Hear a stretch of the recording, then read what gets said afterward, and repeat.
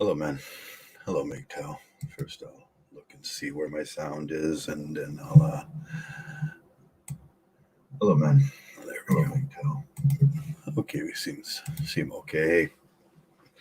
MGTOW, go your own way, and all your sins are forgiven from the past. That doesn't mean you don't do the right thing in the future, and this time in the moments you live in.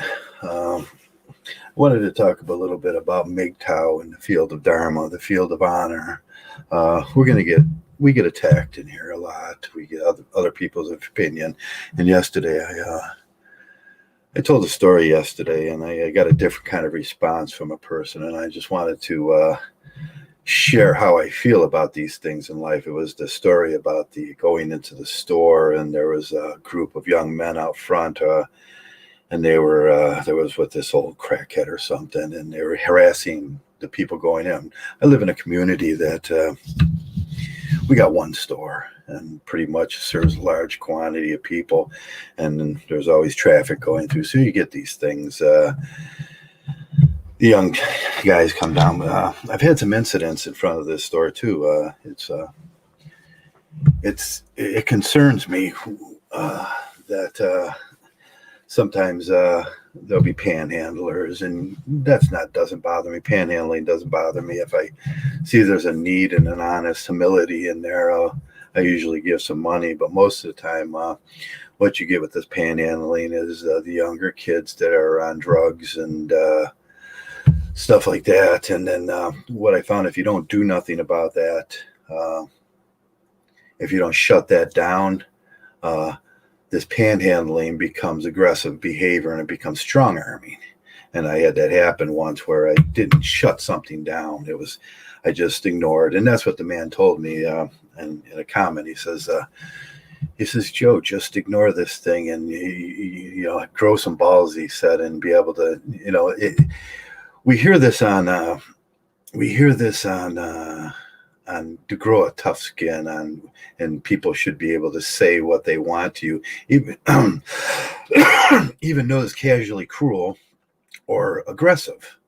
And in real life, things aren't like that, and things aren't like that in real life, and things go out of control in real life. And when you get into one of those situations and you're on the field of dharma, it's all up to you. And what I mean, there's a aggressive confrontation that's going to happen. I'm not the kind of guy that's going to put that away and just walk the other way. Because twice in my life, when I didn't take care of those situations, one time I didn't take, it was very younger at about 38 years old. I didn't take care of one of those kind of situations properly. And it grew, and that person eventually ended up murdering someone I loved. And I always think back as if I just should have went to the field of dharma and snapped his neck. And in MGTOW we get those situations. There's a great story in the Bhagavad Gita, we'll just call it the Gita, or the Maharata, where Arjuna, our hero, is Krishna is a chariot driver, and Krishna drives the chariot out into the middle of the field of dharma. And on one end, and I tell this story, is townspeople and an army brewing of discontent townspeople, and he grew up in that town. And on the other end is the army that he's supposed to be loyal to. And Arjuna, our hero, gets out into the middle of the field, and he lowers his bow, and he doesn't know what to do. He says, on this end, there's people I love, and on this end, there's people I love and respect. What do I do? And that's the situation you're going to be in life. And Krishna gives him some good advice. He tells him about have some honor, have some integrity, and what he ends up saying is raise your sword. If you're going to do anything, just raise your sword, he says, because if your sword's raised and you're always on alert, your enemies will come to you. Then you will know who your enemy is. in a situation that we have to go through in life a lot of times, especially in MGTOW here, our enemies will come to us. We don't have to do nothing. We just talk amongst ourselves as MGTOWs, and our enemies will come to us and they will present their case. And then you're on the field of dharma. You're on the field of honor. They're saying you're wrong. And this certain person, said, yeah, I had no balls because I wasn't willing to endure the suffering another person was going to lay on me. And then I should just walk away. And then maybe that person will hurt, that aggressive person will turn, well, his panhandling, his aggression will eventually, I know, will turn to strong arming the old people that walk into that store. And I can't live with that. There's been 2 incidents in my life where I did nothing. And I used to have that turn the other cheek Christian mentality of turn the other cheek. And I do nothing. Now I keep a couple jars of bottles of hot spray and mace in my pocket, and I keep a pair of brass knuckles now. And I prefer to use the mace and let it all go. And that's usually what I'll do if it's a dog or an aggressive person or an aggressive dog or anything. I send it on its way quite quickly. Because if I don't do nothing, and let's take a dog, for instance, the dog chases me and tries to bite me. And if I do nothing, it's going to chase the next person, and it might bite the next person. And dogs have bacteria in their mouth. What if that person gets infected and loses their foot? How would I feel about that if I did nothing? And that's the things that I have to look back at in life, these moments in life where I did nothing. Hello, Still Untamed. And hello, Hank. So I wanted to talk about that. There was a comment, and I thought I was right, and I wanted to talk about that situation and what a MGTOW would do. And it was a MGTOW situation, and when you're doing stuff like this, and you're trying to say like MGTOW's right, we're 100% right about our the way we think, but that goes way deeper, and it goes way deep into our psyche. I'm not willing to suffer for anything, and that's what yesterday's was about, Christianity, and people require you to suffer in a relationship. People require you to suffer when you go to the store. People require that suffering out of you, and as a MGTOW, I don't do that no more. I put my foot down always. I show strength and I show resolve in those situations. There's been several instances in my life going up to this. Like I said, we have one convenience store here, and all the old people have to go there. And few incidences in there where I let it go. The next time I come up, the young man was a little mentally mixed. I'll just say mentally mixed because I'm not allowed to say the R word. And he was strong-arming the old people that were walking in because they were weak and they were frail. And then I put my bike up and locked it, and automatically I grabbed them, and we started, I get out of here. Never let me see you come back. You're going to leave. And I was stern about it. And you get the heartbeat up, and you're in that situation, and you have to have courage. And I didn't know this kid might hurt me. Simps do that. Simps can hurt you in a second. But a lot of times in our life, you're going to be on that field of dharma, on that field of honor, on that field where you're going to have to defend what you believe is right. And that's what Krishna was saying. It's easy most of the time in MGTOW and, this area and in real life, your enemies will come to you. And you don't have to identify them. It's not going to be such a hard thing in your life to identify your enemies, because they're going to start, like in war, they'll start shooting bows and arrows at you, or they'll, come with a sword and try to fight. In that situation, it's easy to identify your enemy, but if you let it go and you drop your and you lose that edge, you lose the edge of having your sword up. You always have your sword up. You always, and what Krishna was saying in that is very existential, is always be aware of these situations and be prepared, because these situations in life will come to you. Like I said, I learned my lesson. I learned my lesson in a couple really harsh ways, where one person that I should have really, really took care of it ended up murdering someone I loved. And I think back on that and I thought, Jesus, all I had to do was just make him go away. All I had to do was, and then I was that Christian attitude, turn my other cheek, try to be nice to these people. And I'm a nice guy. I really am. And if you see me on the street, I'm full of hellos and smiles and how you doings. And I'll help people in the store get their grocery products from the top shelf. And I always try to smile and do that thing. But there's a difference in these things. There's a difference when you get on the field of dharma. There's a difference what Krishna was telling them. Sometimes it requires this balance, good versus evil, this balance. You have to restore the balance in this thing, and you restore it with equal amounts of he was talking about the dharma, the warrior's rightful fight. He was talking about the stage that you were on, and you have to restore the balance to this area, and everybody, your community, is going to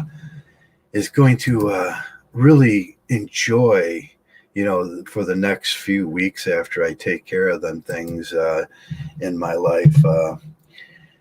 In the next few weeks, the people stroll in and out of the store then, and there's no one to bother them, and there's no one trying to strong arm them, and there's no one making it, and we can smile and we can be happy in our community. Now we look at the MGTOW community like this too. The MGTOW community is like, we're here and I do my thing weekly or sometimes daily. It depends how much I want to talk, and sometimes I just don't want to talk. And sometimes I'll go away for long periods of time. But when I do my thing, there's never no problem with determining where the enemy is coming from. They will come, and you should have your sword raised. You should be prepared in life for that whether on the internet, that intellectual battle of wit and word, to walking down your street, going to your store, protecting the people you love in your neighborhood, your neighbors and your friends, making sure you don't let those things get out of control, because what I find with those things is simple panhandling and rude behavior will turn to aggressive strong arming. And if you let him get away with it once and twice, and I did that, and I let this kid get away with it once, twice, and then it became like he was picking the old people that couldn't defend themselves. And I guess he thought that he said something flippity to me. And I had that thought in my mind already, like, if this guy opens his mouth, I'm just going to grab him. And I did. I grabbed him and I was like, look at me. Do I look like that guy? Feel my arms. Go ahead, grab hold of one of these. And that was it. I've never seen him back up there. And a lot of people will enjoy just going into. We have a wonderful little store where up at the convenience store where there's a couple Pakistani brothers, and they're just wonderful people. They run it, and they're always happy and joyous, and they do a good job, and they're there for us, and we should appreciate that, and we should try to preserve that, because I see the other spot, the other store is where no one takes care of those things, and it goes through owners, and it gets a bad reputation, and no one goes into the store. And we could use two really nice stores here, but we have one because we take care of them things, and we don't want to lose the one store we have. Otherwise, I got to drive to the other side of town. And it's just about being good in your neighborhood, and being a good MGTOW. And like I said, here here too, you're never going to have no problem on identifying. The trad cucks will come and they will try to tell you that marriage is good, and we got to get these. They see these. Well, they put it as feminists under our fingers, and we got to push them down under our thumb, and we got to make them subservient. And that's not MGTOW. We're just doing our own thing. We don't care about that thing. That we want women to be strong enough to take care of themselves and be and not bother us. It's the trad cucks and the white knights will be around, and they're going to do these things, and the cackling hyenas are going to come around just to argue and have your sword raised and be ready for that. It's going to happen. And you don't have to be. I hear a lot that MGTOWs are rude, and sometimes we do get rude. We don't know how to respond sometimes because we're always back in our heels. It's like someone comes and wants to discuss a topic or something, and sometimes I'll misinterpret it instead of saying this is how I feel about it, and have the discourse or the discussion back and forth, what's right and what's wrong and how we feel about things. And we have a right to feel the way we do. I always say MGTOW is not one of these groups where it wasn't created in a vacuum. It was by cause, because I say, when someone asks you why you're a MGTOW, just say because, and that's good enough. Because I am. That's what I am. I'm a MGTOW, and that's by cause. Something made me this way. Something horrible made me this way. And I think you all can agree that you all have these incidents in your life, these anomalies in your life that caused you to be this way. We are MGTOW by cause. And sometimes we are back on our heels and we're in a defensive posture.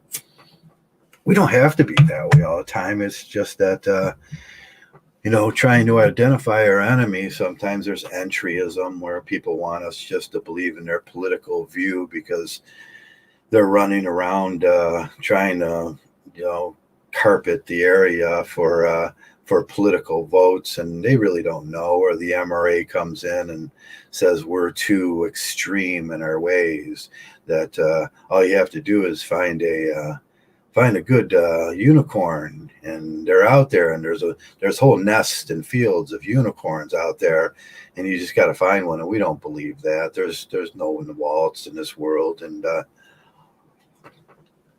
it's not that what we're arguing about either. We don't have an enemy.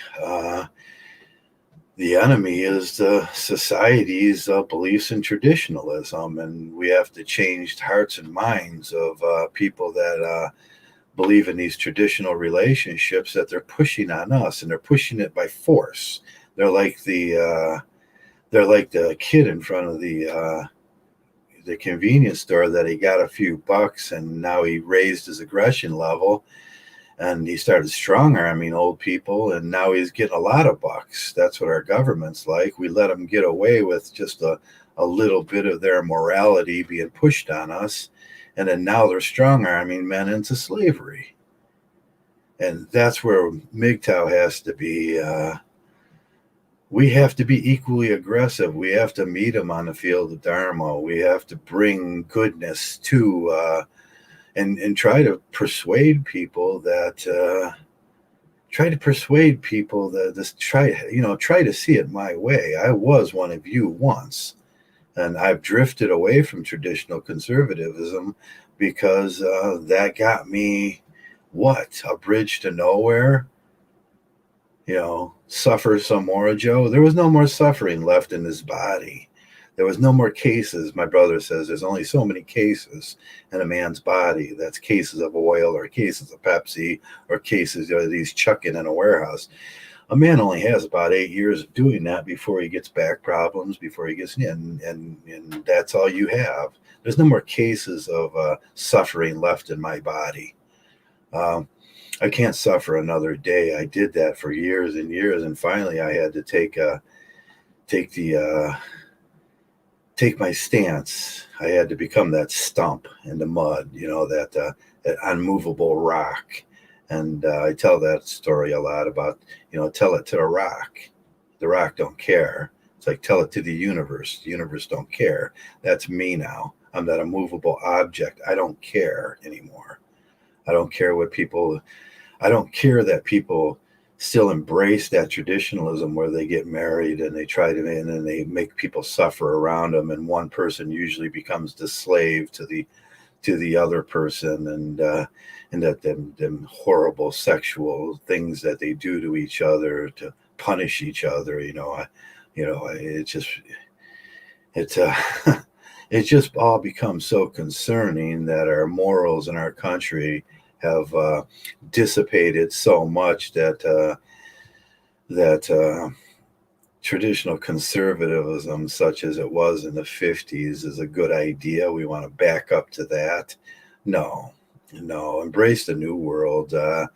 And I can see don't be sensitive to a lot of these things. I don't go to people and argue with them, and that's my don't ask, don't tell policy. Don't come to me and argue with me about your beliefs because I really don't care. I'm a MGTOW. Why would I?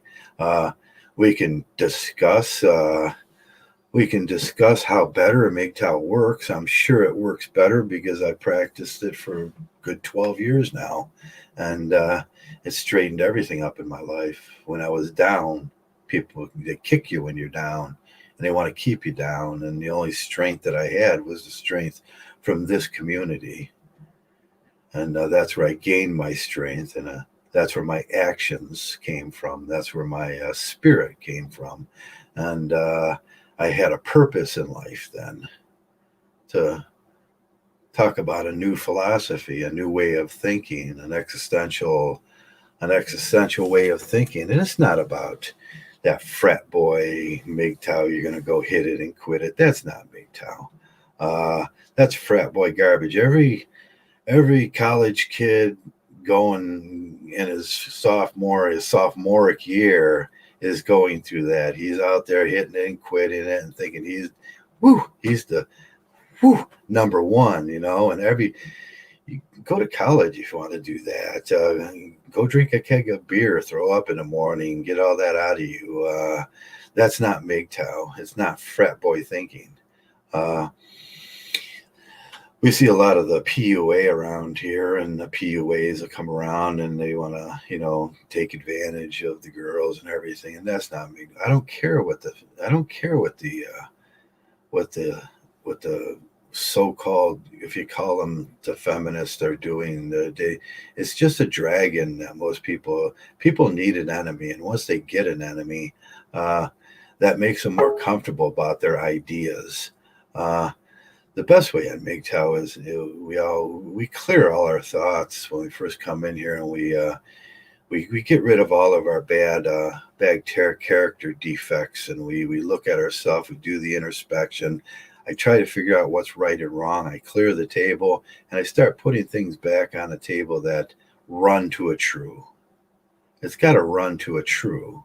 And that's, going through some Boolean logic and a truth table on things, and ask yourself, does that old traditionalism make sense? And that's one to know it doesn't. Does cohabitating with a girl that really, she don't love you and you're just taking care of and you're suffering, does that make sense for you?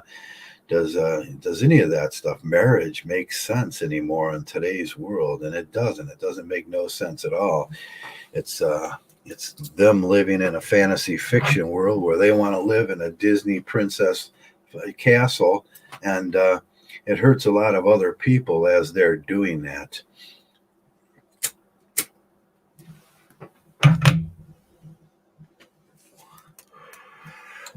And it leads to a slave and master morality that we have in this country now, where the rich think that the poor people are just their slaves, and they're going to do whatever they say. And traditionalism plays a part and a big role in that. Like I said, if you're looking for the Illuminati, don't look too far. It's right out in your street. It comes in the form of religion, and it comes in the form of Christianity and WASP and Protestantism, and a lot of things, and they all have the same desire for you to turn the other cheek, for you to be subservient to some god that they're your master. Uh, no one's saying that you have to be a dishonorable person or a, an, an unreasonable person. You can still have honor and think of things the way you want. And I find in philosophy that my morals and ethics are in check.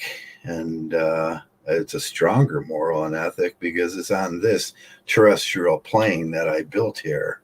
And I know it's kind of dark and dank, and there's a couple pillars of duality in back of me. But behind them pillars back there, there's a convenience store and a steel mill and a lot of people I love. And I have to develop a philosophy that works in this world rather than suffrage, because I don't want to be in suffrage. And the male in our communities get married, go to work, suffer, pay for everything. You pay the bills. You do this. You're going to sacrifice your body. You're going to pay taxes on top of that of 1/3. Most of the time, 92% of the time, she's going to ask for a divorce, and you're going to be paying for Chad too to live in your house with your ex-wife, taking care of your kids. And then that'll be a little more than you'll have to get 2 jobs and live in a 1 room, and that's slavery. Anytime you're working for them other people, the whole baby mama thing. You know what I think? It's polygamy. It's we have a system, a traditional conservative system that now says divorce is okay, and the baby mama can have one baby daddy number 1, baby daddy number 2, baby daddy number 3, and that's polygamy. When did we become barbarians again?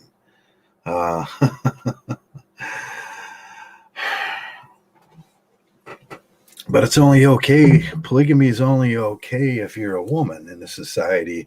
A man can't have 2, 3, 4 wives and just roll along and get free gifts.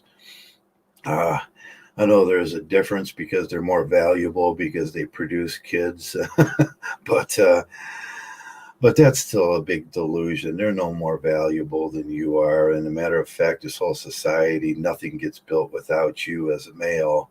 And you should have a little more self-respect for yourself than to cave to that kind of barbaric thinking and that simping, that white knighting, that becoming a cackling hyena, ready to pounce on, be the next guy in line on that merry-go-round of that sea carousel merry-go-round that is going on out there.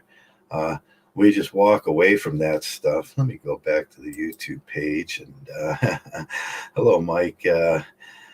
Marriage is slavery. Hello, Hetty. Hello, Mike. Hello, Joey. I'm just going over some things. And, we have to be honorable men still.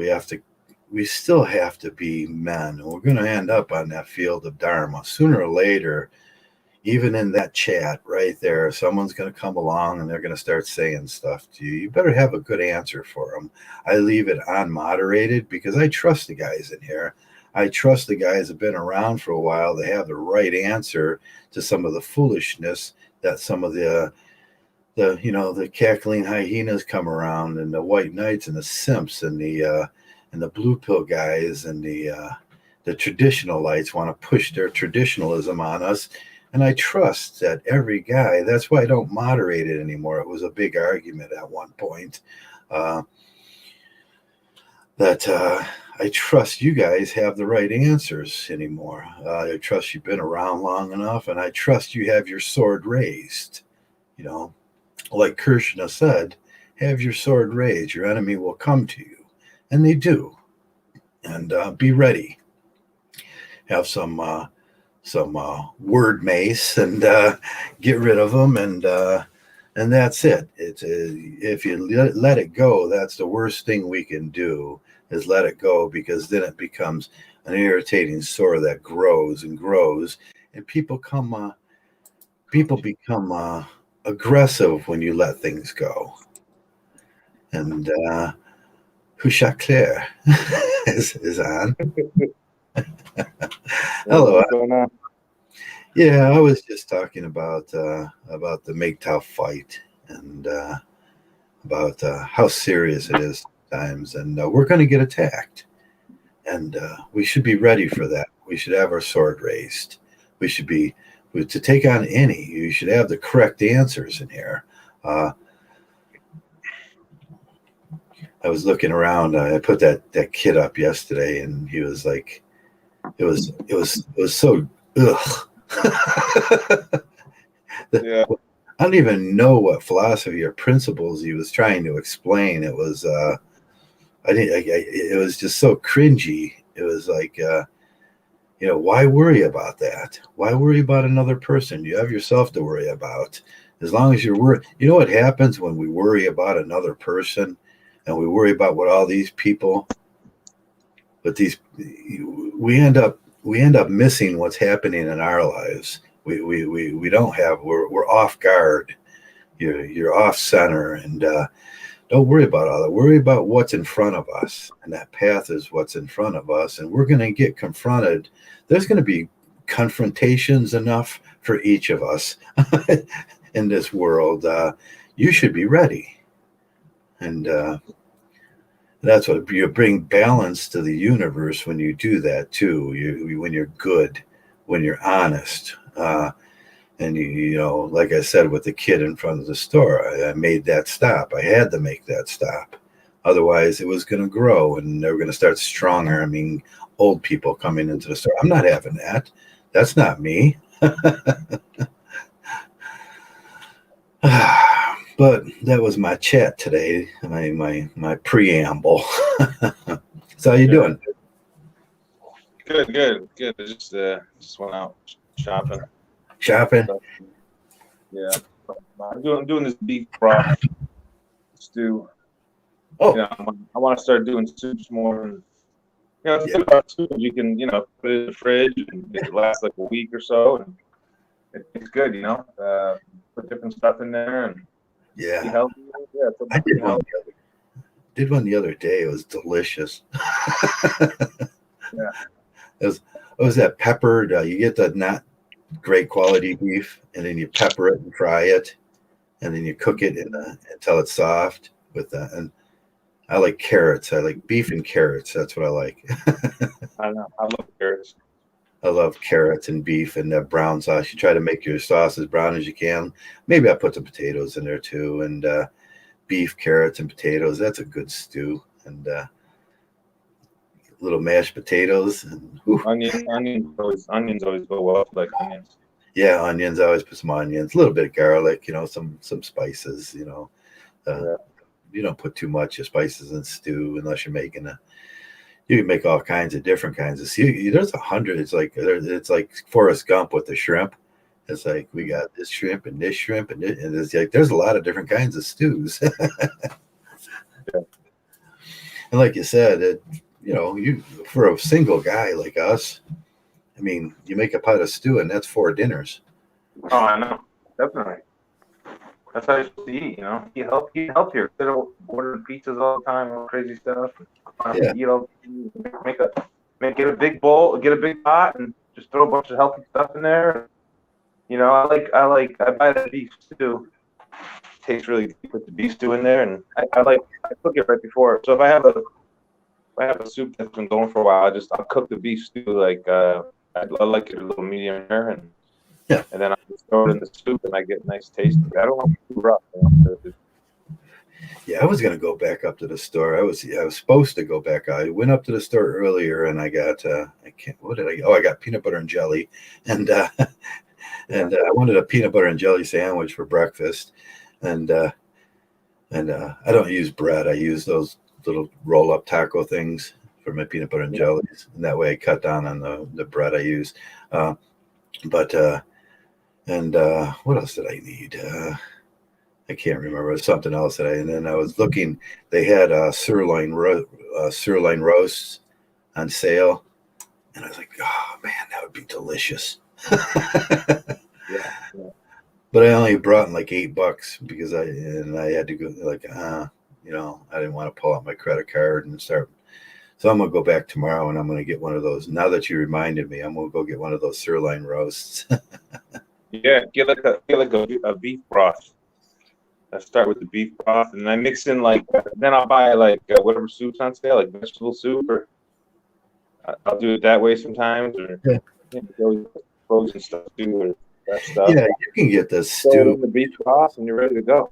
Yeah, you could just get the frozen stewed vegetables in a bag and a regular piece of meat about this big, a pound and a half, and a bag of vegetables. Throw it in Yeah, there with the beef broth, and that's yeah. delicious. You're, you have a meal. You should always have some soup in your fridge because if you need a quick meal, you're right there. You throw it in a bowl, heat it up. Okay, You're good to go. you're kind of breaking up a little. Oh, okay. How about now? Can you hear me okay? Yeah, it was just kind of a little fuzzy feedback in the Oh, background. I might have touched the speaker. You got the speakers on? Okay. But yeah, that's a good quick meal. It's generally going to be healthy if you have the vegetables in there. Yeah. Tastes great. Tastes great too. You can throw some cheese on there, like some grated cheese or pepper or whatever. I use Heck hot sauce. I use hot sauce to give it a little flavor. Yeah, natural cooking naturally, and it's always going to be better for you. And Yeah. and stuff. We get into these things where I have like stacks of what are those frozen meals that are already made, like the spaghetti and the meatballs and the little piece of meat and potatoes and everything, just in case I get in a pinch. I'm hungry and I don't feel Yeah. like cooking. And we do that way too much, and it's probably not good for us. I don't know. It's subjective, I guess. Yeah. But really sitting down and cooking a delicious meal is I made what did I make the other day? Oh, I sat down and I made linguine and I made the noodles, and then I got the noodle maker, so I cranked them out and boiled them, and the clams, little baby clams, and made the white sauce, and it was delicious. Yeah. Yeah. Mix it up. Definitely mix it up, and Yeah, life can be fun. I tell you, like learning soup. Like I just started doing this thing. Making my own soups and stuff. yeah, It's like that's a way to get some excitement going in your life. Just try different foods and yeah. different. I have soups in the freezer because I can't eat it all. You make a big pot of that, and you're gonna get 4 bags, and then that makes it easy for you too. You can rotate your dinners too. You're not eating the same thing every day. I can eat this. I can eat this. I look at my freezer, and there's probably choice of 10 things that I've already made already. And all I got to do is microwave them or put them in a pan and turn on the heat. And, It's the same thing with salads. Like I like experimenting with salads too. yeah. Yeah, that's one thing I always forget when I'm at store is the vegetables. The frozen vegetables are easy for me to carry on the bike, but when I have to start really concerning myself with the bulk amount when I start getting stuff. It's like, can I fit it on the bike? And I usually have to contain myself to 2 bags, one on each handlebar, and that, and then I always have to start admitting things, and vegetables are one of the things I have to start admitting. Yeah. Or big boxes of cereal. It's like, oh man, I can't get you today. And so I'm off the cereals. There's just too much sugar in there. I can't. Yeah. Of And course, that's good because sugar. it's so easy just at night to pull out the Captain Crunch and start munching on some crap Captain Crunch while you're watching TV. Sure, sure. But the what it does to your blood sugar, and I mean for me at least, it like really, it doesn't make. I don't feel good when I eat. Like when I eat a nice steak or chicken salad or a good soup. Like I have, especially in the winter. The soup in the winter is really good. Oh yeah, comfort food in the winter. Yeah. Yeah, I just feel better after I eat because it's healthier, and so just getting away from all that stuff with sugar. Claire does not approve. Yes, Claire does not So approve. she got shot. Claire got shot. She thought her knives would get her through life, and then she got shot. And somebody brought a gun to the fight, Yeah. For the new guys, if anybody is the new guys, Claire is an archetypal woman that wants to stab you. That's why we always, if you ever woke up with a stab mark on you, then you'll know Claire. Or Clarice. Clarice from Silence of the Lamb was the damaged little girl that. Yeah. No, I was listening to you talk a little bit. I just listened for a few minutes for you. Yeah, you got these traditional conservatives, and then that one guy. I don't even know what he was talking about. He's talking about the orifices of women, and Yeah. That's not MGTOW. You're just a little bitch, It's you just, you're a punk. Who you are? Like, you're fucking stupid. Right. Yeah, he's still thinking that like somehow he's gonna, and it's the reverse slave thing. He wants to have a slave for himself, and right. That's disgusting. You're disgusting. You're degrading women. You're degrading women. You're degrading humanity. You don't talk about those things. You just keep your fucking mouth shut. And yeah, I couldn't watch the video. I only watched a couple minutes. I couldn't. Yeah. Yeah. That's the thing. It's like people don't understand. Like, they don't understand. We put women at a higher standard, right? Like, we're trying to hold them more accountable and put them at a higher standard. Tell them, hey, and people don't understand that about MGTOW. They think that we're pushing women down. That's quite the opposite. No, I'm not. I don't do that. I want them to be strong. I want them to be accountable. I want them. And a matter of fact, I demand that. Right. They have it in them. They can do it. They can evolve into they something can do better it. Yeah. than they are. But right now, they just don't have it. They're given a pass on so many things. Yeah, you're still breaking up a little. Do you have a? No, I was just saying, like, they don't have that accountability right now. They're just going to pass on so much, Yeah, maybe it was me. Maybe I had a. Yes, we're live. Are we live? Okay, that's how. I think it was me. I had a browser open. Are we live? UK crew? Is the UK crew here today? No, but yeah. So the thing is, we're holding. We're putting them towards a higher standard. You put them at a higher standard, maybe there's not going to be as many. They're going to believe in themselves more. That they can, right. Deal with adversity. They'll be able to deal with the adversity when it comes, and they can make their decisions about the children they want to have, and having their own family and being in charge of their own family. But that comes with a lot of responsibility. It never bothers me when I see a baby mama that's working, taking care of herself, taking care of the kids. Maybe she has a partner, maybe she doesn't. That's none of my business. But as long as they're being responsible about that, that's okay with me. It's when they're not responsible and it becomes hypocritical. And you can take advantage of the social norms, which is make the male a slave to her. We're not about that. Marriage is slavery nowadays, and you volunteer for that thing. And I'm not about that, being a slave. I ask this all the time. Do I look like that? Do I look like a slave? Because, but that comes from our society. They got things all mixed up back in the 1930s, 40s, and 50s.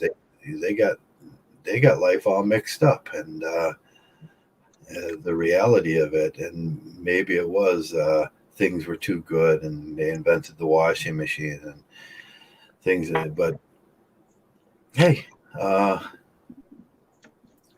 expecting a woman to fulfill all those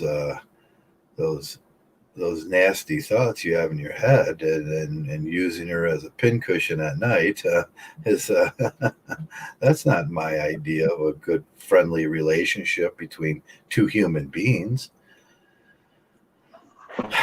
No, it's not. It's disgusting. It's barbaric. And I don't get a slave, you don't get a slave. And that's equality. Yeah, you're not going to grow as a person with that line of thinking either. It's just you're not going to develop and right. And I go a little farther. Yeah. Always remember, I can't have a baby. It's not my body that's having a baby. It's your body, your choice, your decision, your baby, your responsibility, 100%. Not mine. I can't have a baby. I'm a male. I mean, these guys running around with Corvid's disease, thinking that they're pregnant too. That's what I see. These guys, oh, you're pregnant too, huh? You're a nut. You're having a baby? What did Al Bundy say? All masculinity was lost. The first time one man said we're having a baby was we're not having a baby. She is. And it's hers. And the judge is right. But there should never be that judge in that situation. It should be socially accepted that, yes, that is her kid. That's not my kid. That's hers, 100%. She made it. She, her body, her choice. She decided what she was going to do. She made it in her body. Now she got to take care of it. And that's where I talk about responsibility. You could do that several different ways.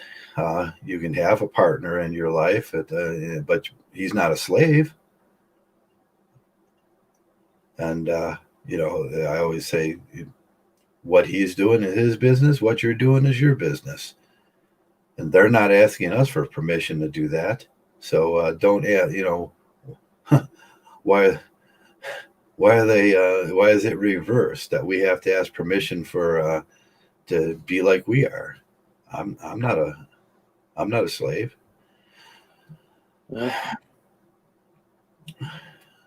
And I know that seems weird to traditionalists, but there's nothing untrue about that. No.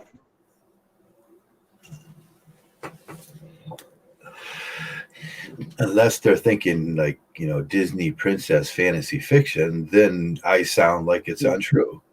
But when it is, they're living a fictional life. Right. Of course they are. And then, that's why their personalities don't develop and they don't get, they don't really make contributions to the world because. And they want you to live in their delusion. And they'll impose that on you. And then they'll laugh. They'll mock. Yeah, like, look at you, MGTOWs. You're not living in our delusion. No, we're not. You don't want to. Right. I mean, I look at the terrestrial world as it is. Yeah. I'm not looking to the universe for some God I'm not looking for any of that. I'm not looking at that's the movable goalpost too. He gets farther away every time you look farther. I don't need nobody to tell me what morality or ethics are. I have a code of morality and ethics in MGTOW. Yeah.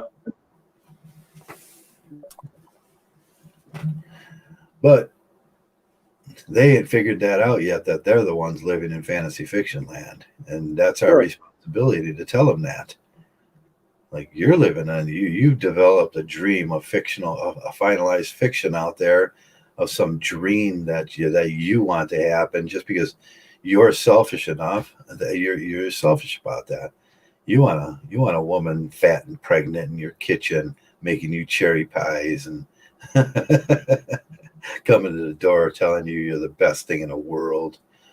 That's all validation. And then when that comes crashing down, they wonder why. That's what I did. I wondered why. Why did this all think I'm crazy? Because it was built on sand. Nice. These guys I used to work with, we'd all get downsized and like you talk to them and like the first week it's okay. And then all of a sudden the second, third week go by. My wife really wants me to get back to work, or you know what I mean? And they're miserable, like in short, it doesn't take long for the wife starts nagging them to get back to work, and so otherwise she's gonna a lot torture him. That's that suffering. He's gonna suffer bad until he gets back into his position when that's out in the field there. Well, like Christianity is so ridiculous because they're like, yeah, they advocate suffering. If you're not suffering, you're not a good Christian, you know. And that holds that religion got more holes than Swiss cheese, you know. Yeah. It's a total scam, you know, and people don't see it. It took me a long time to see it. I was just brainwashed myself, you know, for a long time with it, you know. But it's become more obvious as that it's not. You know, you look at the evidence is not there anyway, but like historical evidence is not there anyway. But yeah, just their whole beliefs. It's like they're just out to make you into a slave. You're like a slave to the priest. Priest class is pretty much the same thing as the bankers, and they're all Yeah. the people, the rich. Pretty much, you can just call them the rich people that control things. You know, whatever, have ownership of things. They're the ones that want people to be miserable. They want you to be miserable, like you said. So they want you to be miserable, so they're not. They're not. Yeah, you become the physical labor, and they become the lighter than air work. Right.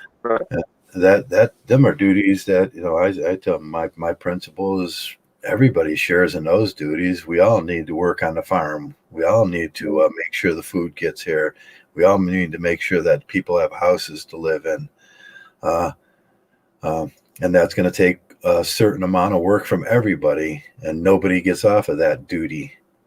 But in this society, we have elitists that don't think they have to do that, and they're raising the kids, telling them you don't have to do that. Them are for the poor people. Right. Yeah, they have to pick in the fields. They have to go out there. You don't. You're special. Right. Like our buddy Trump, and he never worked a day in his life. Like these guys never worked a day in their life. Politicians, they don't know what it's like they have no standpoint epistemology. Mm-hmm. So how could they possibly know? Yeah, they don't know what it's like to go without a meal or whatever, not have heat. Right.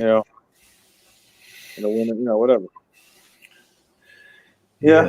It's sad. I mean, it's sad too. Like we're talking about the Protestants too, like the WASPs. I mean, they're just they're like that hidden hand that nobody talks about. You know what I mean? It's like they get a pass from every other ethnic group gets made fun of except for them. It just seems it's just so obvious to me. It is. I'm not trying to downgrade them, but to me, it's the most obvious thing around. Like how no one ever attacks them, right? No one attacks them. Yeah, they're usually the ones that they like them positions. Or them lighter than air jobs, and they want their kids to have them. And I learned those lessons early in life. I was the poor Irish kid, first generation, second generation here. And yeah. Well, that's why we got to stick together, like guys like me, I'm first generation, and I'm first generation American, and I think you're second generation, but you're not too far removed from Ireland, you know what I mean? So we got to stick together, and I think in those situations, whether you're in a leadership position, you have to help your own people because that's what they're doing. Right. They're helping their own people. Everybody does that, and right. That's just the way it is, and call it what you want to call it, but otherwise, everybody's delegating who's going to be the slave. Yeah, and that's why I was pissed. I remember two positions that I was going for, and the people, they were same nationality as me, younger guys than me, and they both didn't hire me. I just shook my head. I'm like, you guys just don't fucking get it, do you? You just don't get it, Yeah. I was really upset.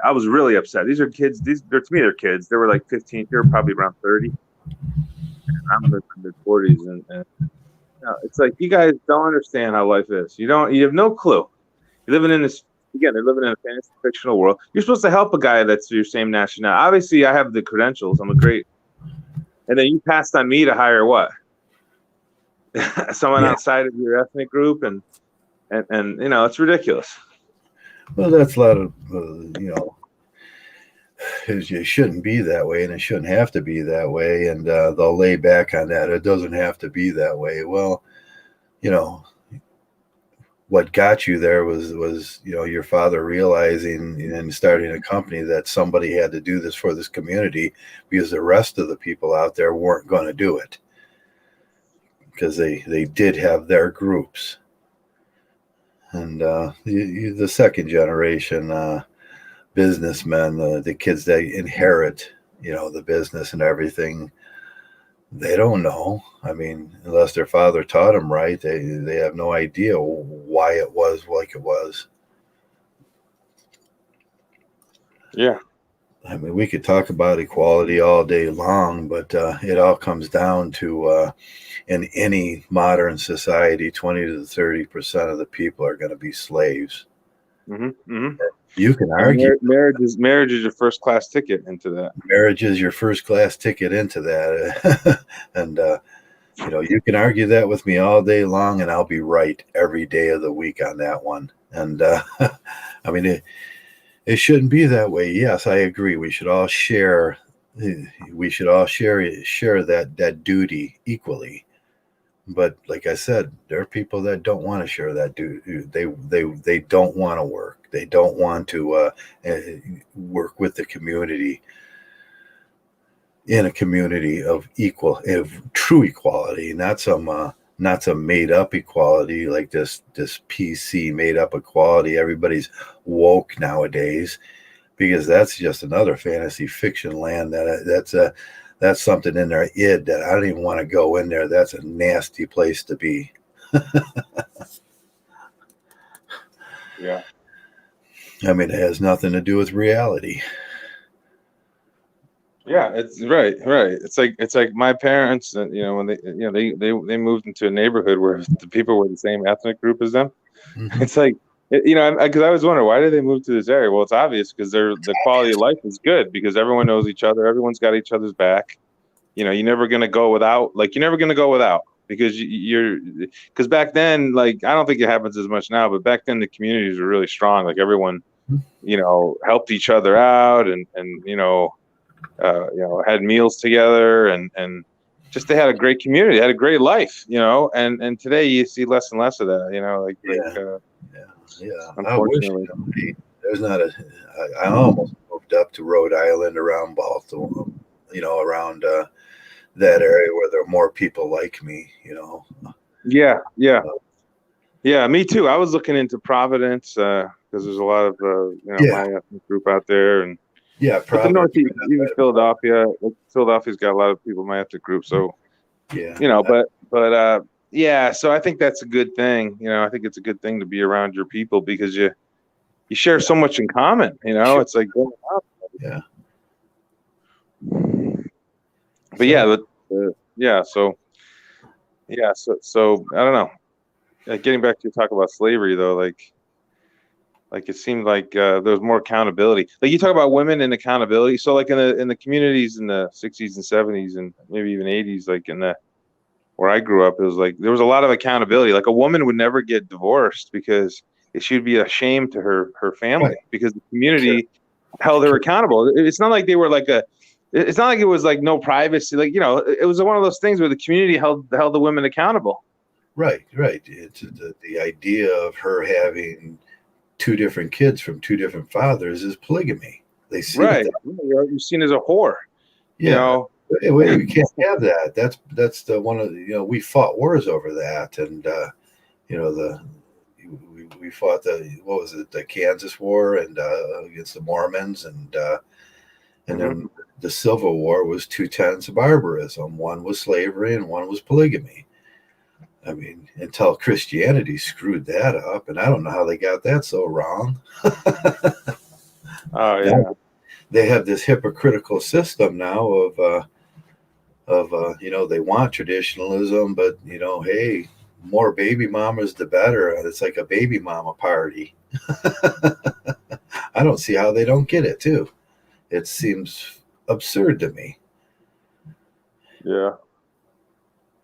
Well, the state got involved, right? And they gave incentives if you're a baby mom. Like that's like I was talking to someone who was saying like, yeah, so every 5 years these women, like in the ghetto or whatever you want to call it, poor areas, they have a child. Well, Yeah. the reason they do that is because that's how they maximize their benefits from the They state. maximize their benefits from the system is Yeah.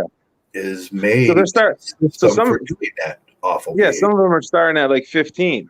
They'll go 15, 20, 25, 30, 35, 40, 40. I mean, you're talking 6, 7, 8 kids, and now you're getting benefits every 5 years. Yeah, I don't I know if told that's true. Is that true? I don't know. Is that true? Like how they do it like that?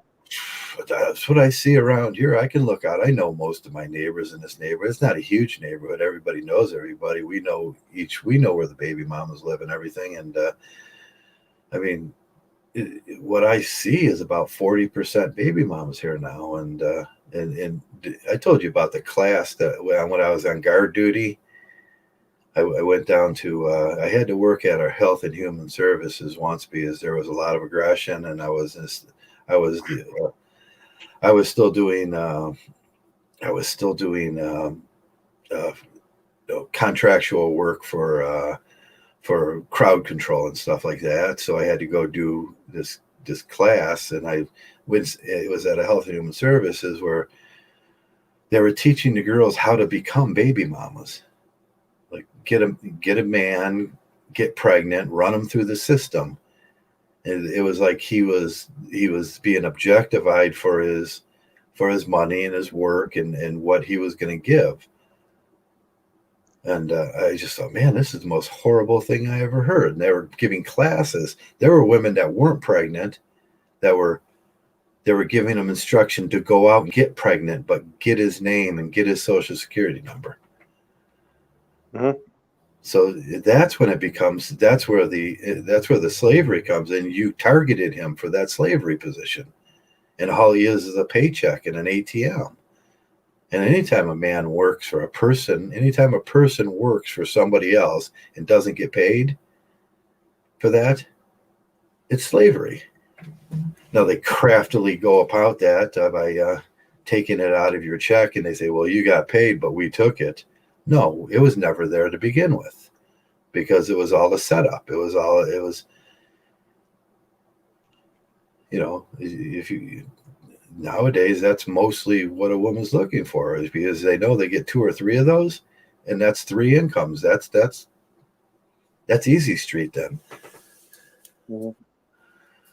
Yeah, they're subtle about it too. These women. I noticed that they're very. And you think about if you get, hey, you get one of those males that have the $250,000 job, and a judge is willing to take $80,000-$90,000 from a year from him for your man, that's jackpot. You hit the slavery jackpot. Yeah. Yeah. But in MGTOW, these are the things we're supposed to be saying, and we're supposed to be adamant about them. And like I said, you're Arjuna. You're going out to the battle, the dharma. You're out there in the field of dharma, and both sides out there don't love you, and your enemies will come to you, and that's what we have to be prepared for. And we're right. We're solid in our philosophies. Yeah, it comes down to setting good boundaries for yourself, personal boundaries. Right. Every MGTOW should be very active in this thing, but when I seen that kid really bothered me yesterday. What was that video I put up? That video with that guy talking about points or something. Yeah, point system. If I she couldn't loses even listen to him. He's a fucking idiot. I just can't. I couldn't listen to him. it's like, what the heck's that about? That's not MGTOW. Yeah, he's an idiot. He commented. Yeah, I sent him a comment. And he's like, "Oh, we can talk about anything. We're MGTOW. We can talk about anything." Talk about it. Well, no, we can't talk about it because that's not MGTOW. I don't know what he was thinking, and he was, his speech and his characteristics and his mannerisms were not of our quality. No, he was total. You could tell he's a spurg, and it's just very awkward guy, like very into. You know, like his hair. He had that Justin Bieber hair kind of thing going. Yeah, I mean, He's all about the ladies, impressing the ladies. Yeah, pleasing Claire, get a Claire. Right. Which, how effeminate. Like if you're chasing women, if your PUAs are effeminate, Yeah, that's the most effeminate man is a PUA. It really is. It is. They do that metrosexual or emo thing so they can. It's like, oh my god, that is like, whew. Right. Real men don't chase women. They don't chase women. I mean, real men they just do their thing and live their life how they want to live it, and that's it. You don't chase, like, that is so effeminate. Chasing women, like we're putting on all this like John Travolta and Saturday Night Fever. You're not a man. I mean, you're just I don't know what metrosexual, I guess is a good word, but to describe them. Yeah, there's a certain maturity about a male, and that thing, it's the same thing I say about the dharma. That thing will come to you. You have to chase. They'll let you chase until they catch you. you're like going against your own biology too. You really are. Right. Your biology is totally different. That's it's I can't have a baby. I don't, and it's like, that's not my response. That's yours, and I don't believe in those traditional things. But when they're doing that, that's so on MGTOW-y. That's on the very low end of understanding what MGTOW is about. There's a lot to this stuff.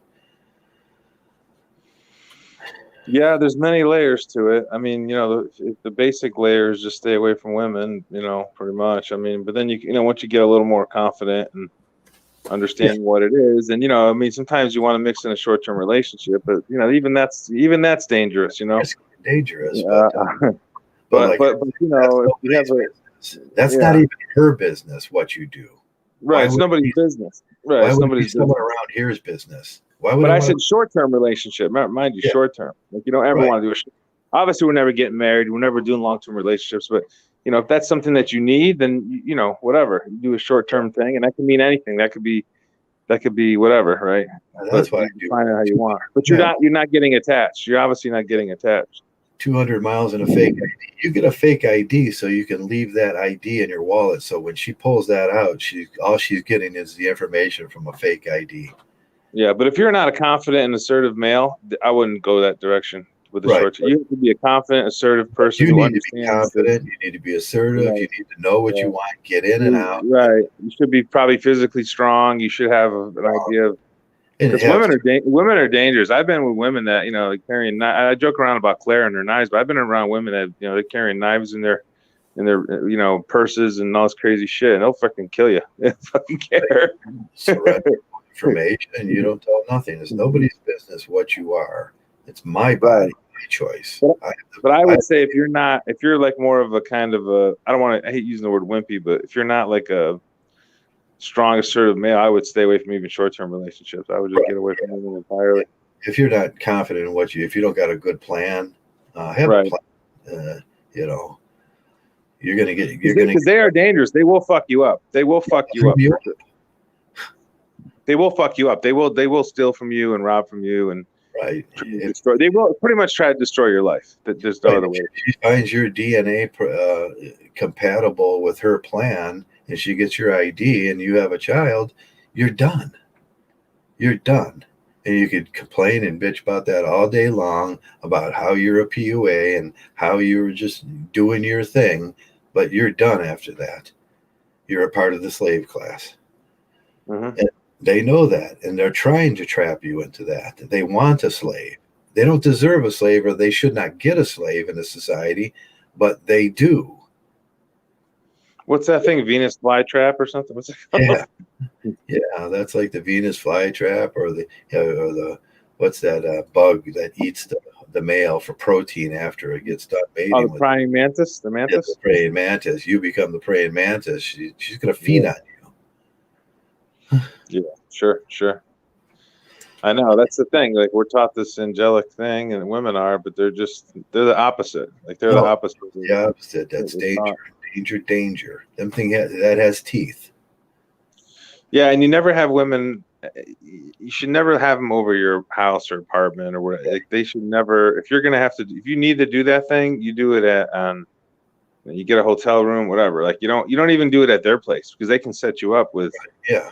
somebody. I've had a lot of times, back in my younger days, I was I was kind of crazy, and so I grab these, like I go to a club or or whatever, and I just go, oh, let's go back to your place, and I go back to their place, and they got somebody waiting there, and then they see the size of me, and they're like startled, because they know I can fucking destroy them. So I just walk away.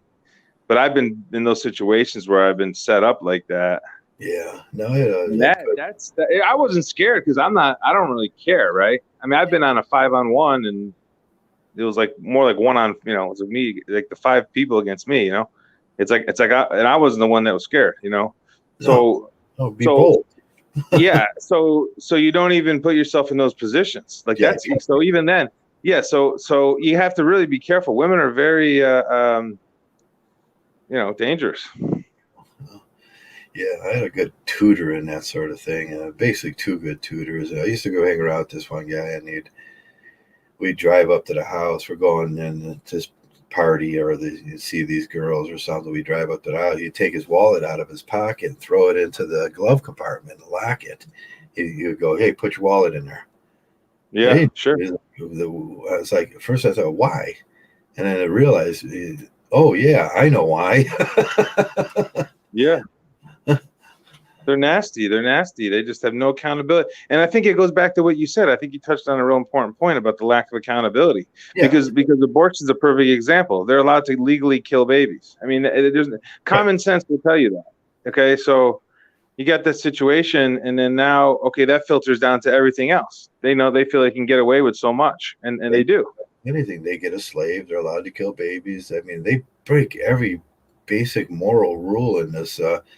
And our government goes along with that. Right. Because the rich are benefiting. The rich people, they're benefiting from that lack of accountability. They're benefiting from it. They're trying to teach these boys. They're like little dogs. Like, look, I'm gonna get some. And when you get some of that, and it's like they're thirsty and they're disgusting, and that's the way they want boys to stay immature for their whole life.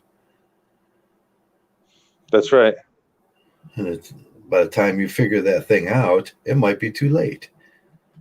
It was too late for me.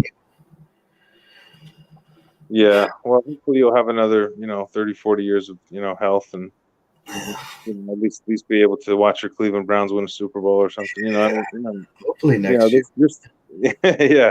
I mean, you're still young enough to kind of, still enjoy things, but yeah, I mean, it's unfortunate for myself too. It's like I'm in a pretty good spot, but I could have been in a really exceptional spot, because even though I didn't marry, have children, I still had that simp thinking still impacted me to make bad decisions, with even, what I'm saying? Like just that thinking like a simp really hurts your development, you know what I mean? As a person, I think that's, so the more you can get in, if you get into MGTOW earlier, you're going to be really in a good position. Yeah. It always works. MGTOW always works. I can't think of a scenario where MGTOW really doesn't work. I just can't. MGTOW, yeah. MGTOW leads away to all roads too. You got a lot of choices while you're in here, and it covers those situations. It's like, if you do it right, you do the, do your introspection, lay off with the girls for a while, get your stuff straight, get your head straight. Take accountability for yourself and do it right, and everything will start. You get into the flow, and your MGTOW kind of flows into every little thing. Yeah. Yeah, you become a force, really, in the community. Become a force, and it's everything. Yeah, you really natural then. Yeah, you become something incredibly strong, in the community, and it really strengthens the communities. Guys like us strengthen the community. Yeah, we do. Yeah. But I mean, we do have a lot of enemies that want us. They want to take up arms with us, and how far they want to go with that. I believe like the simps would kill you if they got a chance. Oh yeah, they hate us. They hate us because Hate we're kind of exposing the we're fantasy world they're living in, and it's like we're trying to take away their simping. yeah, We are. I mean, but yeah. They think, yeah. I don't know what their mindset is exactly, but they they see that as their their life, their culture, their everything. It's like we're trying to take away their culture. Even the trad cons, it's like we present problems for their kind of thinking, and they don't want that. They would hurt you. They want you to go away. They want our brand of thinking. They want MGTOW to go away, and I think they're willing to hurt us to do that. And I think we've seen a lot of examples from MGTOWs just disappearing and having problems that doesn't seem like would be natural. Mm-hmm. Yeah. I mean, I often the women definitely think we're a threat. The traditional conservative women too. They don't like us either, of course. Right? Yeah. They want that easy road. They want that. Yeah, they don't want to be exposed. Like I said, they don't really want to be accountable. So Right. they're happy. They're happy. They're happy making their hamburger helper and dinners and whatever. Get those 3 kids and get child support and get a slave and some alimony money and then move on to baby daddy number 2, where that brings another income in the house, and she's already got another income and plus her income. That's pretty good living. Yeah. That's a Southern slave you live in. She's she's a Southern mama there. Yeah. Like living the high life there, but that's not right. It doesn't make it right. Yeah. Yeah, definitely not. Yeah. But we're trying to figure out who shot Claire, though. I don't know. Who shot Claire? Yeah, who are the suspects? Was it a trad cuck? Was it a MGTOW? Was it who was a? Oh, it was probably one of those incels. Blame it on Hoka. It was Steve Hoka that did it. Okay. Steve Hoka walking Lake Erie. That would make a great game. It was Mr. Hoka in the den with the candlestick.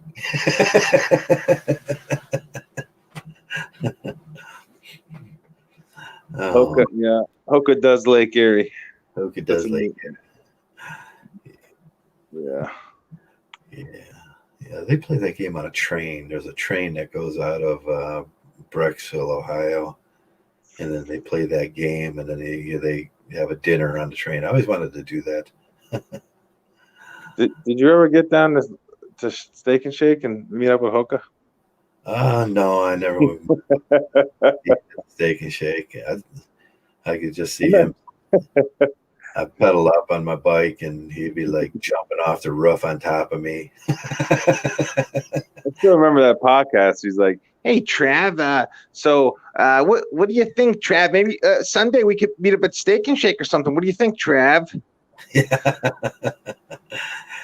Yeah. That's my Hoka impersonation. Trav, that was a pretty good impersonation. Yeah. He was a little different. He's okay though. I think he's all right. He tries to help. I think he's okay. I just couldn't figure out if he wanted to kill me or not. Yeah. Oh man, I think he's a good dude though. He took care of his mother. She was sick, whatever. To me, that's a good person. They're taking care of their parents when they're not feeling well. That says a lot. I'll tell you what. You want to get a really good snapshot of what a person is. How do they treat their parents? Towards their parents or towards their last days. Yeah. That will tell you a lot about a person's character for sure. Well, Steve stayed in there and took care of that. And I did that too. And yeah. I did too. Mine wasn't that long. maybe a few months, but yeah, I did the same thing. But because that tells you a lot. Yeah. Yeah. Now I just see Hoka down on the trails and he jumps over me on his bike and Yeah. he's like, "Hey, Trav." Yeah. He just jumps over me and slaps me in my head as he's going over. He, He's a total tradcon though. Like, Yeah. that's how I analyze him. He wants to live in that world where he wants that TradCon world where apple pie after work, and he's just standing there. He's coming home from the chicken shack, and the manager at the chicken shack, and she's like, "Oh, I'm so glad you're home." She got an apron and a pie, and it's like, "Oh God, I missed you 8 hours. You were gone 8 hours. I hardly could stand it." yeah.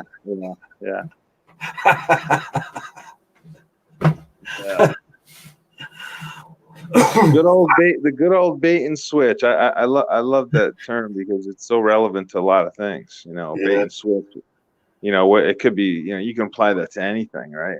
Like because that's the way a lot of people are. They bait you into doing what they want you to do, and then once they got you, then they switch it around. Yeah, I can't remember who was it that was talking about from the street. It all looks great, and then once you get in there, there's something different behind those walls. Yeah. Who is the philosopher that talked about that? I can't remember. We were talking about him one day. Mm-hmm. Oh, it was a story. Dostoevsky. Okay. What was he saying? He was saying how things look. It was one of his stories about the girl that he met on the street, and then he was describing marriage. And Dostoevsky was down to earth, and he says, well, this thing's he agrees with us. This thing's a trap. Because if you look at it when he met the girl, you look at the house, you look at the picket fence, you look at it from outside, and you go, oh yeah, that's what I want. But when you go in that house, and it's like things aren't like you thought they were. There's work, and there's yelling, and there's anger, and there's she's got these anticipation about what you're going to be, and then when you let that down, it's a nagging, and that thing looks great from the outside, but it ain't that. Yeah, no, for sure. There could be alcoholism, gambling addict, credit card addict. I've seen so many stories about guys that their wives just run up these credit cards, like, because again, it goes back to no accountability, right? They're not earning that money to pay those credit cards. They just have they have no idea what it takes to earn that money. Right. Yeah, I often think about that. I was like, I had one day when I was married, I was like, she was running through. She had bought like some weird shit, and it was like $168, and I was like, next time that little buzzer, that pager that I had rang, and I was says, hey, why don't you drive me down to the shop? And I called in, and I was like, a heat treater had gone down. And these things stay hot all the time, and so I went in there with her, and she was like, as soon as the door opened, it's like 130 degrees, and when we walk through the shop, no one's there. Everything's secured, and on they're on sensors and stuff. And we walked in, and I opened the vat of molten salt. I climbed up there, and I was looking around, and I took the temperature and everything, and then I opened up the electrical boxes, and she was just looking around, and she was horrified in the conditions that I had to work. And I said, I did this on purpose because I wanted you to see what it takes for me to make that money, what I have to go through every day here. I mean, this place isn't even running, and it's 130 degrees in here. Mm-hmm. And it's horrifying when you look at it. There's steam and flames and metal pipes, and that's all there is. It looks like Freddy Krueger's basement. And as I come here every day to give you a good living, I suffer, and that money, the money that I bring home means more because it took more to make it. I fixed it. You know, I had to run a compilations on it, fixed it, and then closed the thing up. And I said, "Look down in there." So I work in hell. It's molten hot salt, you know. I was like, this is what I work in every day. And I says, spending $168 on that was just like, I mean, that's a slap in my face. Yeah. But they don't realize that. It's all just, it's free money. No accountability. I mean, I think you hit on it again. I think you hit on a really good point about no the accountability. lack of accountability, and that they're just trying to keep that gravy train going, you know? Yeah, that's all they want is to keep that going. And the rich people are the same way. The rich people are the same way. They have no accountability either. No. You know, they have no accountability. Well, look at the way these people look. I mean, I'm talking about super wealth. I'm not talking about million, guys worth a couple million, whatever. That's not, that's a lot of money, but it's not really. I'm talking about the multi, people worth hundreds of millions or billions of dollars. They're the ones that have no. Right. It's not like, I mean, they can't imagine $40 bill feeling like it might as well be $1 million because it has the same feeling when it comes and I can't pay it. And I struggle to pay it, they can't imagine that feeling. They've never had it when $40 seems like $1 million. Right. I've been there when I was in school and stuff, and never been short. $20 felt like I could live on $20 for a week. It might as well have been $1 million because that's how hard it was to get. Right. Like I remember making $5 an hour. I'd work 40 hours a week at the store, a grocery store. Because I worked at a grocery store. I did that. I did those jobs when I was in college and high school. Yeah, I know how boring those fucking jobs are.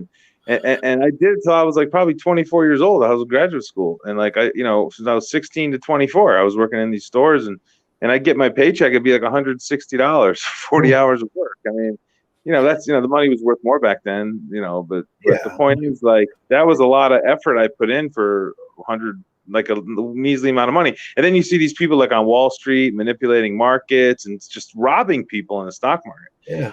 They just rob people, manipulating prices and all this kind of stuff. Right. If I told, when I first went to work, my first job was $1.65 an hour. That was minimum wage. When I joined the Army, I joined right before it was $2.72 an hour, and then it went up to the $5.25 somewhere along the line there, and it still wasn't enough. It was $3.65 for a little bit, and then it went from $2.72 to $3.65 to, and I was like, damn, Yeah, it can be frustrating, when you that's why you have to try to be smart and you can't that's a mistake I made when I bought my first house. I was like, I thought everyone had integrity like I did, so I'm buying this house. Yeah, I'm buying this house, and it's like I thought the prices were, had integrity. I thought the market had integrity, but the market doesn't have integrity. Stock market doesn't have integrity. Real estate market, markets, wherever there's a lot of money involved, there's not integrity there. There's just not. There's people trying to scam. They're trying to screw the next person.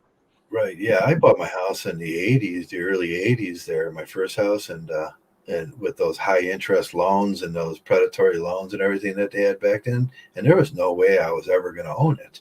I realized that after about 20 years. Yeah.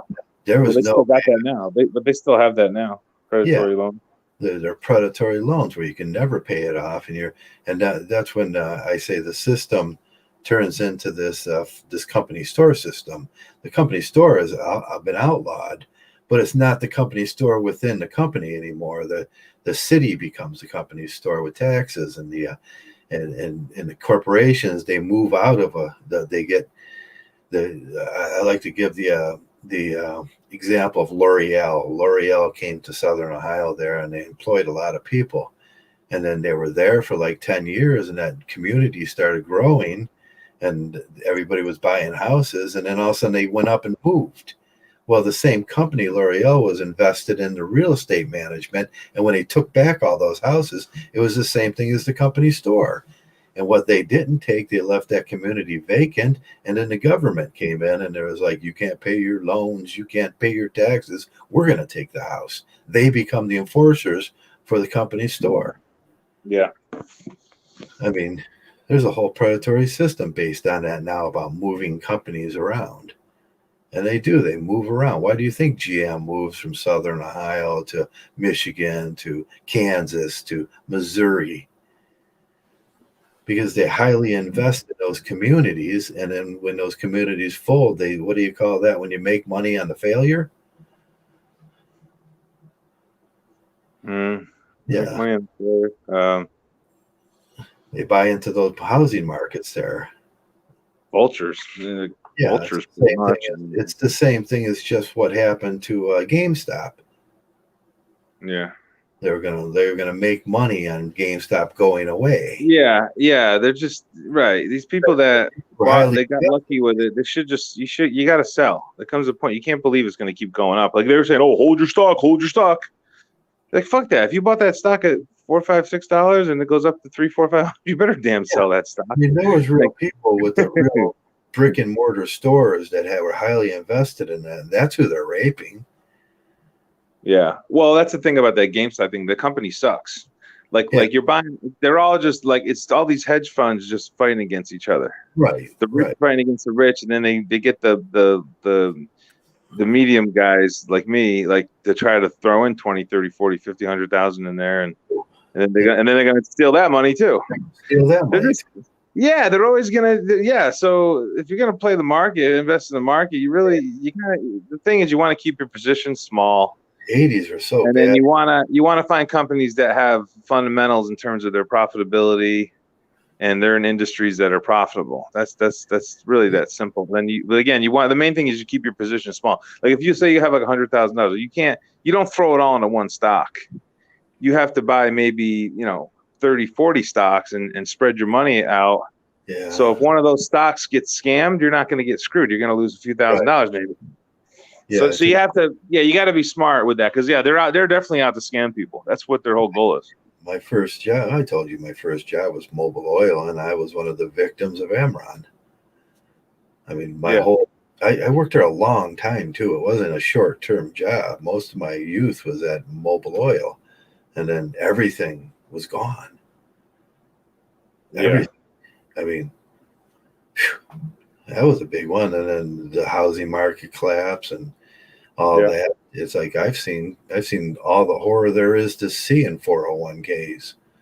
Well, that's why I would always advise people you better have enough liquid cash to overcome those times where you're going to lose a job or something's going to happen health-wise. Yeah, there was nothing. Like they say, oh, you have to have 6 months. I'd say you want to have closer to 3 years. Like 3 years, which for most people are going to be about 10 to 15. Oh, I say about 10 to 20,000. I mean, depending on how your lifestyle is, but I say at least 15. Like, so yeah, you should have I would say you want I'd say, I don't know. I mean, I'd say at least 25,000 cash available at all times because that's how people stay wealthy. Is like they have the cash or they can have, or credit, at least have the credit available. Have some, so you can get back on your feet later, Right. Yeah. Yeah. So when you don't have the money, right. If those bills start pouring in and you don't have the money, right. They'll fucking take everything you want. They don't give a fuck. Yeah, that lady from the guy from Enron went to jail, but the wife inherited all that money. She gave $500 million or something to the Republican the GOP, to elect Trump. And I was just so mad. I was like, I mean, can I please just get my 2.4 back out of that before you give it all away? Yeah. But she didn't know. She didn't work for it. She didn't have to steal it. No, what cracks me up is when I see these wealthy women in business. I'm like, oh my god, I just want to fucking puke. Oh yeah. Like, where'd you get your money? You weren't like, hey, baby daddy number one. Yeah, you weren't working hard for that money, right? You like, how'd you make that money? Oh, because she's so smart. Because I go to business school and like my school is like ranked in the top like 40 in the country. It's like a really good school, right? So It's not like an Ivy League school, but the Ivy League kids are not really smarter than us. They just got more money. They just, they're in some families that have more money. So you see these people that went to these Ivy League schools and they got these high positions.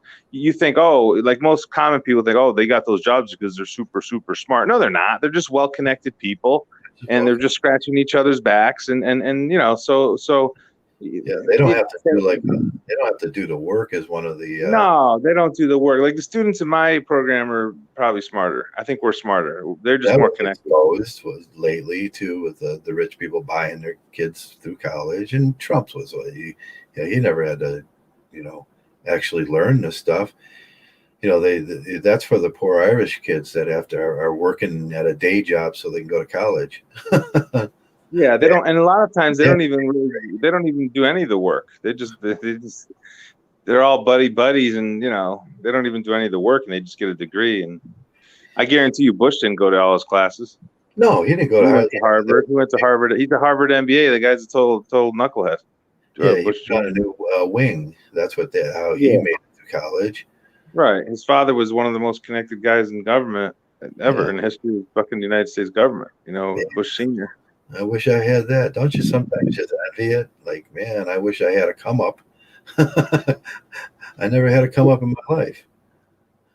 Yeah. Well, we have to understand what's going on. That's why, I think if you're working too hard for your money, I think I like work ethic. I like working hard, but if it becomes a very stressful situation, you got to take a look at it and come out with an exit strategy. You're going to be that guy that has the heart attack in your 40s, likely. Yeah. And hopefully you're not married and have children and all that, but I don't know. What do you think? What would you say to someone who's married and discovers MGTOW? Would you say get a divorce, or how would you approach that? No, I don't think that's possible at that point. I would start trying to manipulate, and I would say get a bank account and hide it. Yeah, sure. Hide your bank account. Hide cash. I would say hide cash. Yeah. If you can.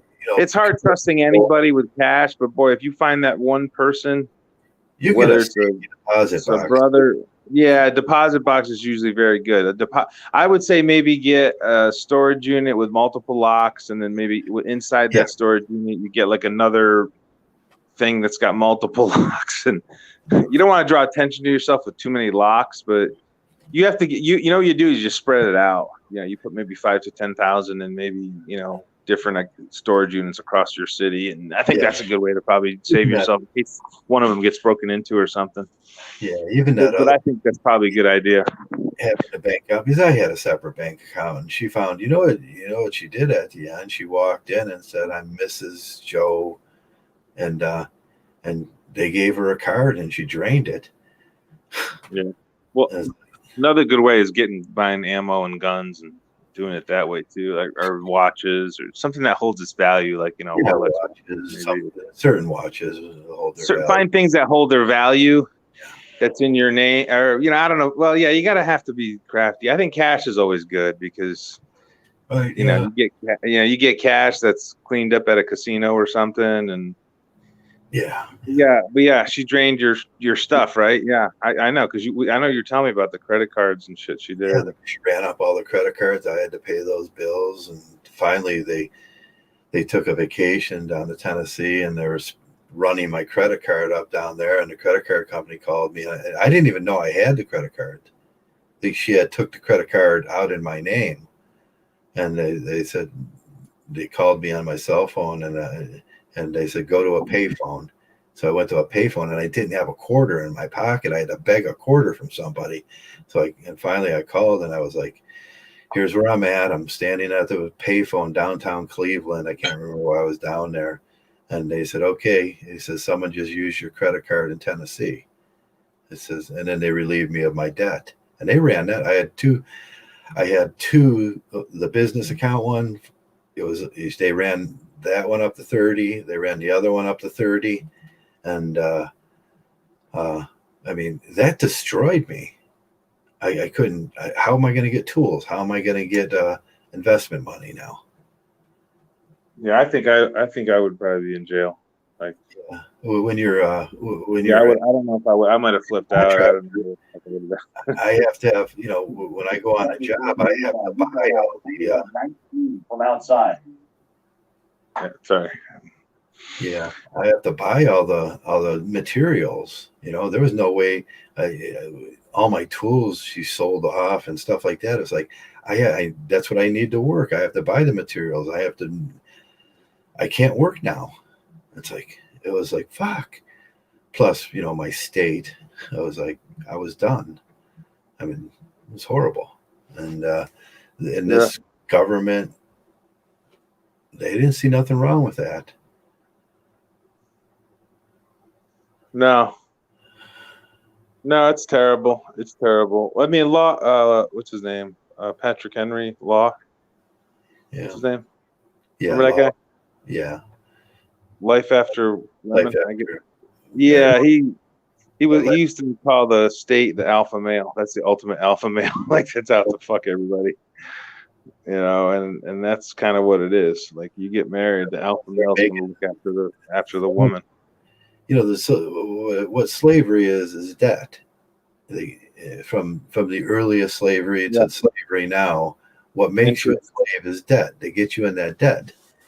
And then the interest, yeah. And then you're always the slave. You're always in the company store trying to pay off that debt. And that's what slavery is. And I think people should realize that modern day slavery is about debt. I mean, from the slaves on the boats, they charge them for the boat trip over. They charge them for their food. They charge them and then they got, you still owe. Now you got to work on the field. And then they charge them for their houses, and they charge them for what little they were giving them. They were overcharged. And it's like, oh, you're never going to pay this debt off. And there's interest. That's how you get a slave. The male's the same way. It's like you get them in debt. And that's what Health and Human Services is for, the child support agency. Most of the men get put in debt, and you're in debt to them, and you become a slave. That's slavery. Yeah, buying a house is definitely part of that. Slavery. Yeah, you never own your house, and then they always got that where they're taxing you for things that are non-commerce. Your house. Yeah. It's like there's more debt slavery. You're a slave. And it was just when you think about the real estate and how they tax houses that are already paid for, and the real estate people they thrive on that, and you're just a slave to some rich guy you're never going to see in your life. Yeah. So they can do lighter than air work. Yeah, that is true. Like I see these investment like people say, oh, these investment bankers, they work 70, 80 hours a week. Yeah, what the fuck do? They stare at a fucking computer screen all day? Yeah. Like that's not hard work. I don't give a shit. Like, like sometimes, it's not hard. It's not, you can't compare it to like, working in an oil field like you did and all this other kind of, like labor work and building a house, with your hands. And like, that's like so much harder. It's like not even close. So much even more. driving a truck, like the stress of driving a truck. Like people think, oh, you just drive a truck, it's a piece of cake. I don't think so. There's a lot of stress driving a truck. Yeah, you're part of your community, and you're doing that for your community rather than these people are leeching off the community. There's a difference. Right, they're just staring at computers all day, trying to who can I fuck over today? You're trying pull a few cents off of here, pull a few cents off of here. Right, that's what they do. That's exactly what they do. And they'll raise the interest rate 5.1%, and they work so hard. Investment bankers work so hard. Oh my god, staring at a screen for 70 hours. You try doing that. Yeah. Lawyers are another one. Lawyers are another one. Involved with that because they know their welfare depends on that. Yeah, I mean, lawyers are another one. They because once you get enough experience as a lawyer, you pretty much seen like every case, right? You pretty much seen like how to handle every little situation, right? So it all becomes just how you're going to market yourself so people will buy into your bullshit and hire you over somebody else to do their work, But they don't really like. What do? They don't really bring a lot of value, unless you're a top, connected attorney, but yeah, it's all lighter. Those are lighter than air jobs too. Yeah, everything rigged. It's a whole rigged game for them, and Totally. And I know it's very progressive looking at it like that. No, I love what happened at GameStop and that. And it's like we started to identify who the thieves are. The hedge funds, pretty much the hedge funds. Yeah, because they're buying like more than like they're shorting stock. Like I guess what they were doing, like one of the things they were doing is like they were shorting. So they'd buy like 140% of the stock, like to short it, but it was like it should only been like 100%. So if you're shorting the stock by 140%, that's 40% of like potential stock that doesn't exist. Yeah. And now you're manipulating the market, so the price is going to be lower. It's going to be lower than it should be, than it ever should be mathematically, right? I think that's right. So yeah, that like there was a bunch of shit going on, but that's like one of the things. So they're shorting the stock by 140%. Well, there's no such thing as it shouldn't be over 100%. Yeah. You shouldn't be able to short it over 100% of the available stock, right? Yeah, they're making it look attractive, low price. So they get some, another management company that maybe a workers' relief fund or something like that to buy into it, and then them are the people that actually pay for that, and then everything disappears, and they wonder why. Yeah, but you don't get involved with companies like GameStop and like the person that doesn't know anything about investing, they just buy the top like 25 companies that are worth the most money, like Walmart, you know what I mean? Companies like that. And then just stick with those companies and you should do okay. Right. Durables. If you got in durables, before this Corona thing started, durables were down. And then I was like, oh, get into durables now. But saying it's different than actually doing it. You got to figure out what durables are and get into that market and look who's going to profit from that. And there's the thing too, is that they're always calling these people sophisticated. They're not sophisticated. They're just criminals. They're criminals. Stop calling people that are criminals white collar. Like these white collar criminals are not. What they're doing is not sophisticated at all. Yeah. What they're doing is they're just robbing people. Yeah, they're between cunning and crafty. They're cunning, crafty, and they're not sophisticated. No, they're not doing something good. Don't make it sound like it's good. Right. Cunning and crafty is always bad. They want to say like, oh, we couldn't figure out what they were doing. That's why we couldn't go after them or what. It was I knew a guy once. He was a gambler. He was actually one of the good guys I knew, but. So he got into the the OTB. You ever hear the off track betting OTB? I don't know if you guys got it, but we have it in where I live. And so what he did is he hacked he worked for them and he hacked the computer system, and he was literally stealing like pennies. Yeah, like less than 10 cents from everyone's account. So someone would have an off track betting account, right? They would back then they would call on the phone and make their bets. Yeah. And what they would do, so they'd have like $205.97, and he would steal like 6 cents from that account. So the next person time looks at the account, instead of saying $208.97, it said $208.91. Yeah. But so they wouldn't care. It'd be like a few cents off, whatever. He ended up stealing like $20,000 to $30,000. Yeah. And then they finally caught him. This is like in the 90s, but they let him go because he showed them how he did it. Yeah. And that gave him that let him they put him on probation or something. He never had to go to jail. Yeah. That's how the gas pumps used to work. Remember the gas pumps back? There were people that were setting that up. The accountants were actually just stealing 0.5 cent off of every gallon, and that turned out to be billions of dollars. Yeah. But I'll never forget this guy. His name was Daryl, and he probably passed away now. He is. I've seen him like 20. The last time I saw him was like 27 years ago or so, 28 years.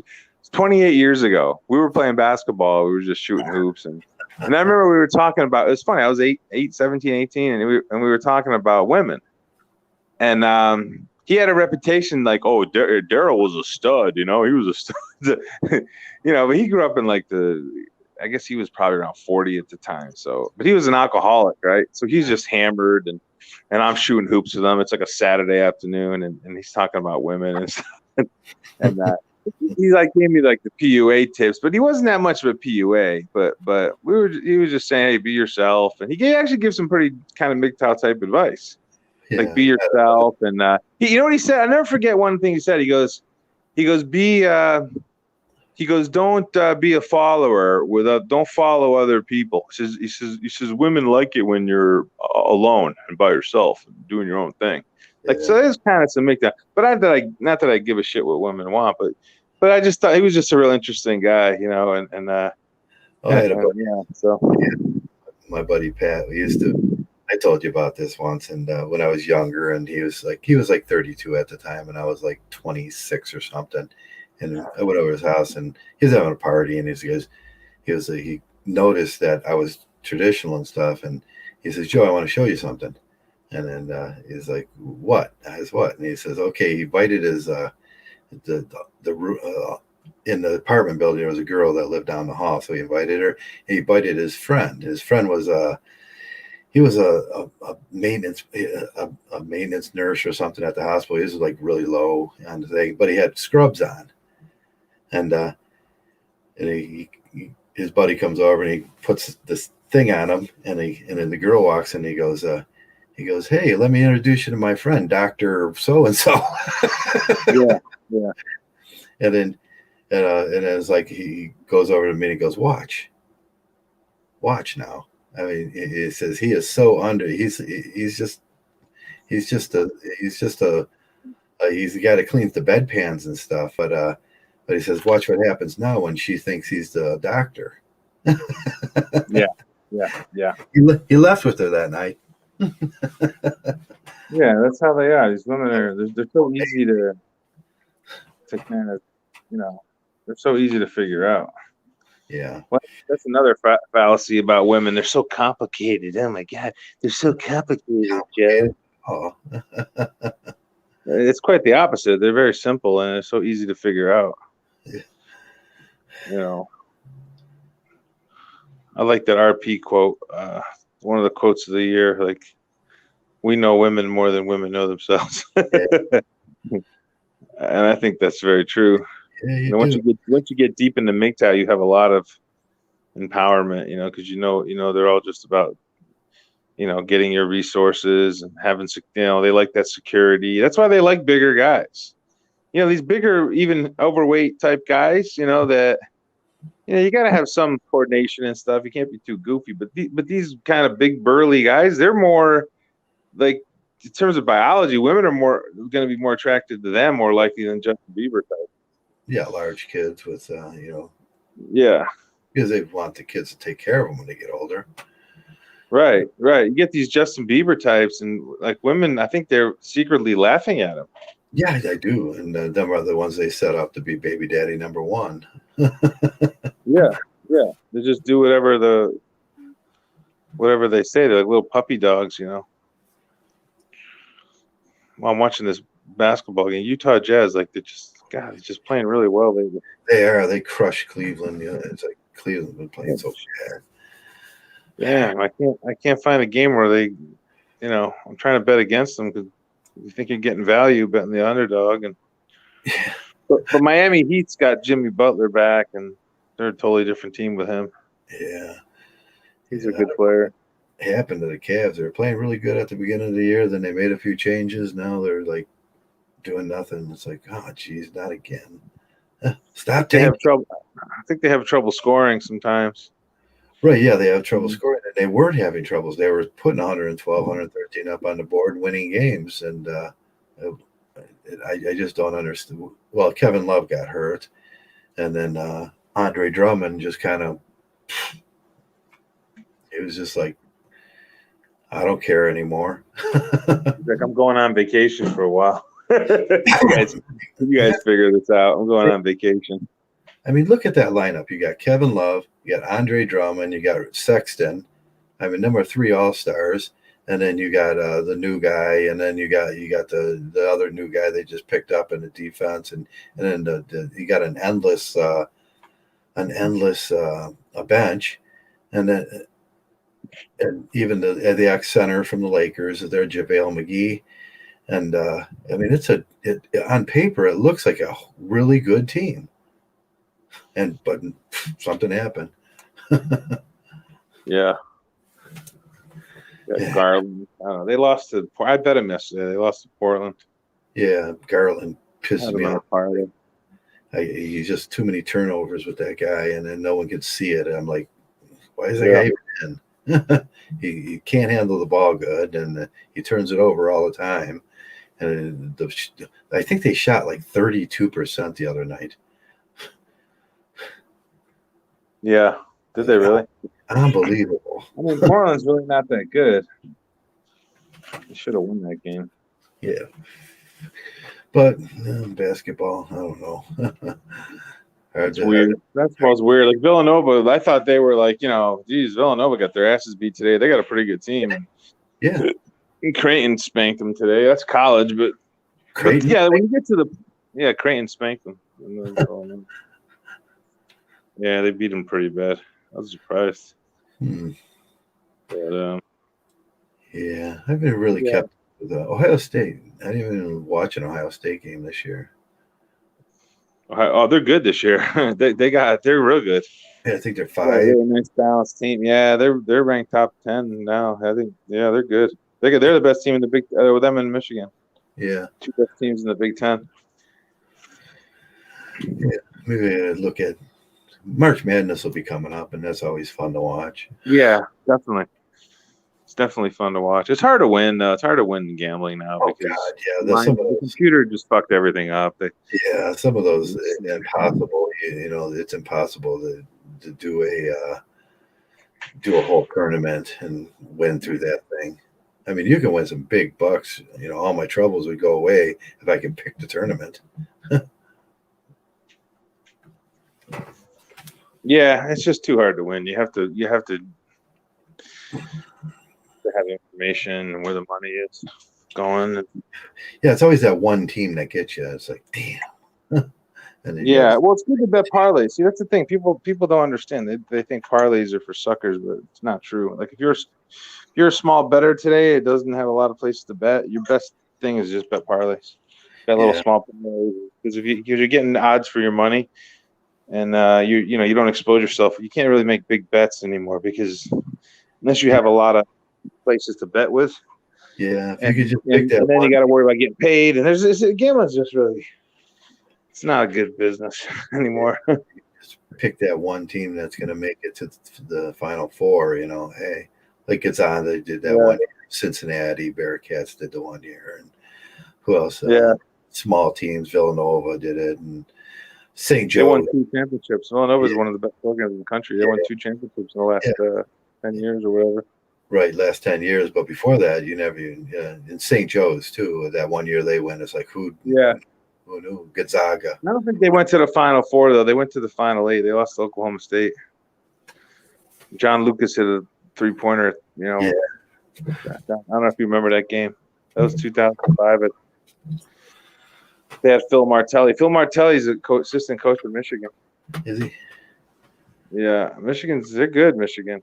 I think Michigan's a little bit better than Ohio State. It's really close, though. Yeah. Yeah, I haven't looked at it yet.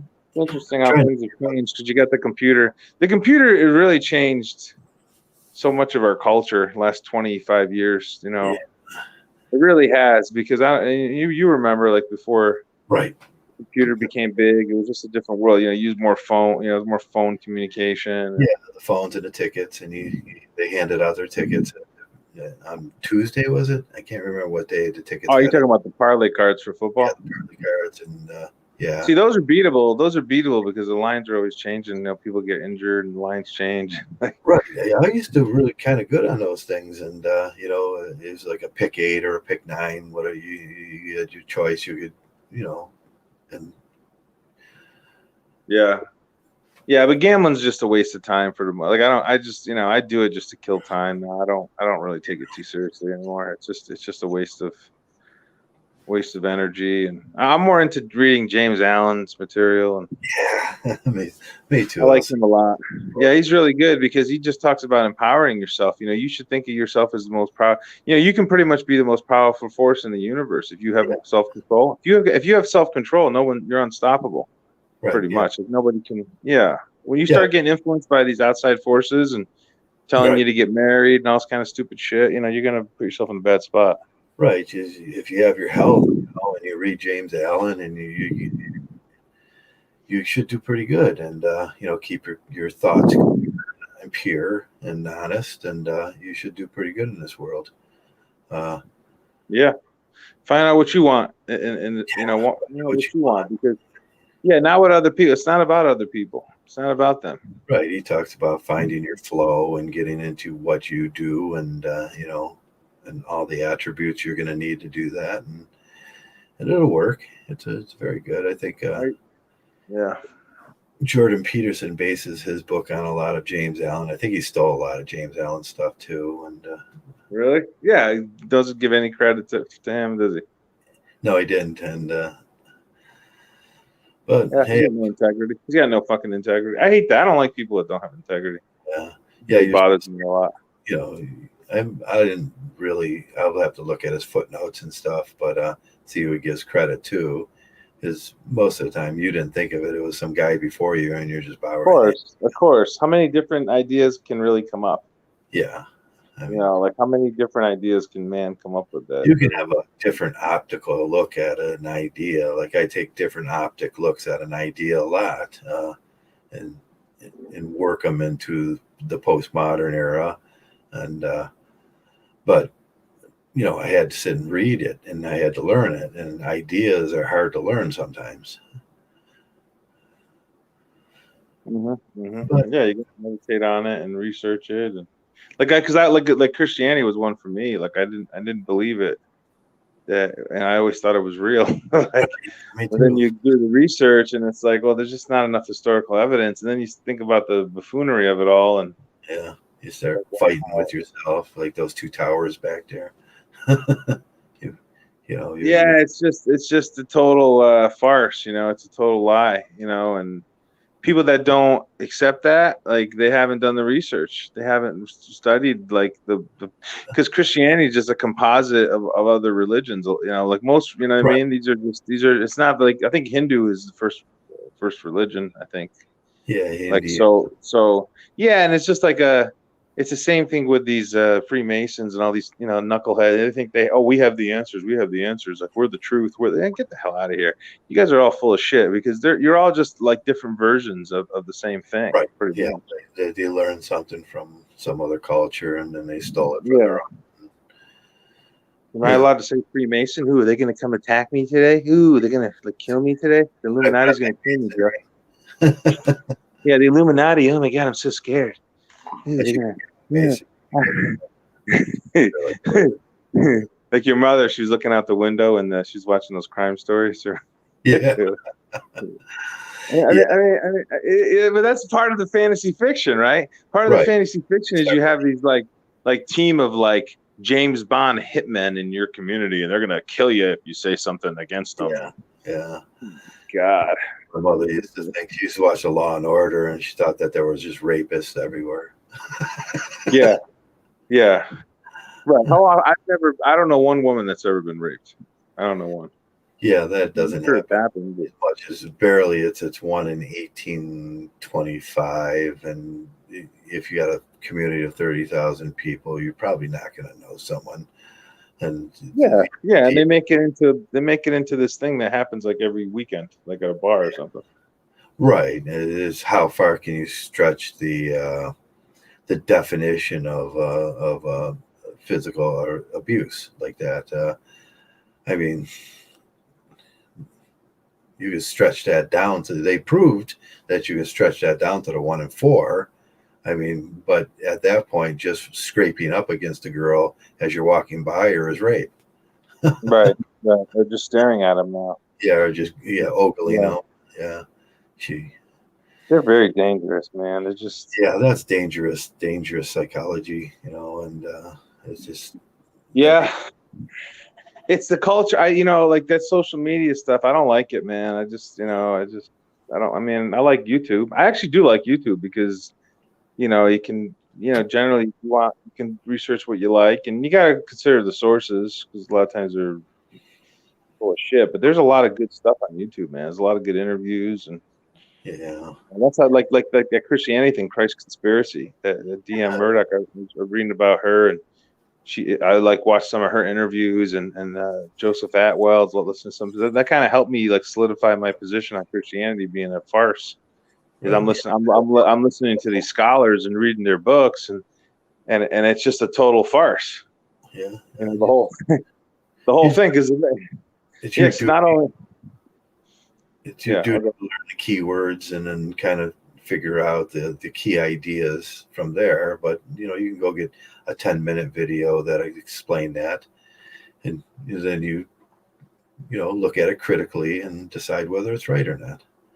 Yeah, he's trying to make sense of the world, and it makes sense how they just came up with these religions to really just control people. And Joe Atwell, you should definitely take note of that name. He's got some really good material. But he says pretty much they set up Christianity, for example, it was all about protecting their wealth and then expanding their wealth, like making more wealth. So that was their incentive. Well, why would they want to do this? Well, it makes sense. Yeah, it makes sense. They're trying to find strategies and what does Christianity advise? Advise you to be docile and very submissive to the government and and all this kind of stuff, right? Like turn the other cheek type shit, Yeah, give Caesar what's due to Caesar. Yeah. Mm-hmm. And if you do all the things that we tell you, you're gonna have a fucking mansion in heaven. Yeah, mansion in heaven, because you'll never have it here. Right. You're not gonna get it here. We have our mansions. We have our. Wouldn't you rather have a mansion in heaven in Clare? Yeah, in my Father's house there are many mansions. Many mansions. Ooh. I mean, they just believe this buffoonery. Like I told you about that guy I knew, he's Christian. He's like, oh, I'm gonna be flying around. I mean, I love this guy. He just passed away. I really love him. And rest in peace. And John, I love you, man. But he's like, oh, when I die, I'm gonna be. He says, don't you want to be flying around in heaven? Flying around. I said, no, for eternity. Think about what you just said. I told him. I says, think about what. Again, it goes back to that fantasy fiction because, like, turbo eternity is a pretty damn long time. Yeah. You want to be flying around in heaven for eternity? Like, really? That's what you do? I think there's a lot more to life than that. Yeah, there's a lot more to it. We just don't know, and it's okay to say we don't know. Okay, we're going on 2 hours and 6 minutes again. Yeah. And that's about where I like to land these things. You going on tomorrow? Or? Yeah, probably somewhere around noon if I could wake up. I slept good last night. Yeah, me too. I slept really well too. Thank God. Amen. Amen to the creator of the universe. Anyway. Yeah. I have to admit, I took that Vicodin and that was my shoulder pain went away. Really? Sleep. Good. Hey, you know what? That's the thing. Pharmaceutical companies, like people they do a lot of good, and I think they're good that they do outweighs any kind of bad. They do some bad shit too. When you have a good product like a Vicodin, or if there's something that helps you kind of ease your pain and help you sleep, hey, you know what?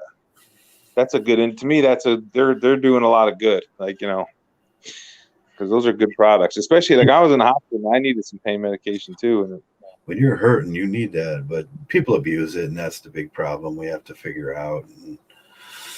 Yeah, but we'll get to it eventually. I mean, greed is greed.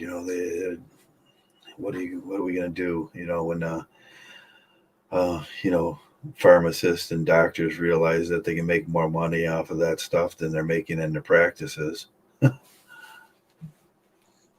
Yeah, they got it down pretty good. I remember I went for like a stress test, and my insurance covered it, and it was like $5,000. I was like they my company paid for it. It was like $5,000. It's like, wow, that's a lot of money, man. You know what I did? They put me on a treadmill, and I just I was on the treadmill, and they took my heart. They didn't do shit. What I'm trying to say, they didn't hardly did anything. Yeah, and doctor's like, oh, I think this would be a good idea. Yeah, I got a thing that attaches to my finger while I ride my bike that does the same thing, huh? Right. Oh, it charged $5,000. Yeah, okay. I could not believe it, man. And I knew someone who was dying of cancer, and they had the best insurance they can get, and it was inevitable they were going to die, and the oncology office charged them the family $70,000, but the insurance picked up everything. They charge this insurance, and like so it's definitely a racket. Yeah, it is racket. Yes. Anyway, well, thanks for having me on. I appreciate it, and Okay, thanks for coming on. I always like talking to you, and we'll roll through a lot of subjects, and I didn't want to stay on the same one there, but we'll be back. I'll be back tomorrow morning. Hopefully, somebody will come on, and another Friday night fight club with Saturday night. And no one came on to try to challenge MGTOW. yeah, well, because they can't. They can't, right? There's nothing to argue about when there's nothing to argue about. We're right, and that's Yep. about it. So I just want to say thanks for each and every one of these guys that came around today, and Jim and Jigsaw, and who else is in here today? Garchamp, hello Garchamp, and AP, and RP, and Joey, and everybody that stopped by, still untamed. All you guys, if you're still around, and I want to thank you for coming around and being MGTOW. And that's it. Most of the time, it's just thanks for being MGTOW. MGTOW.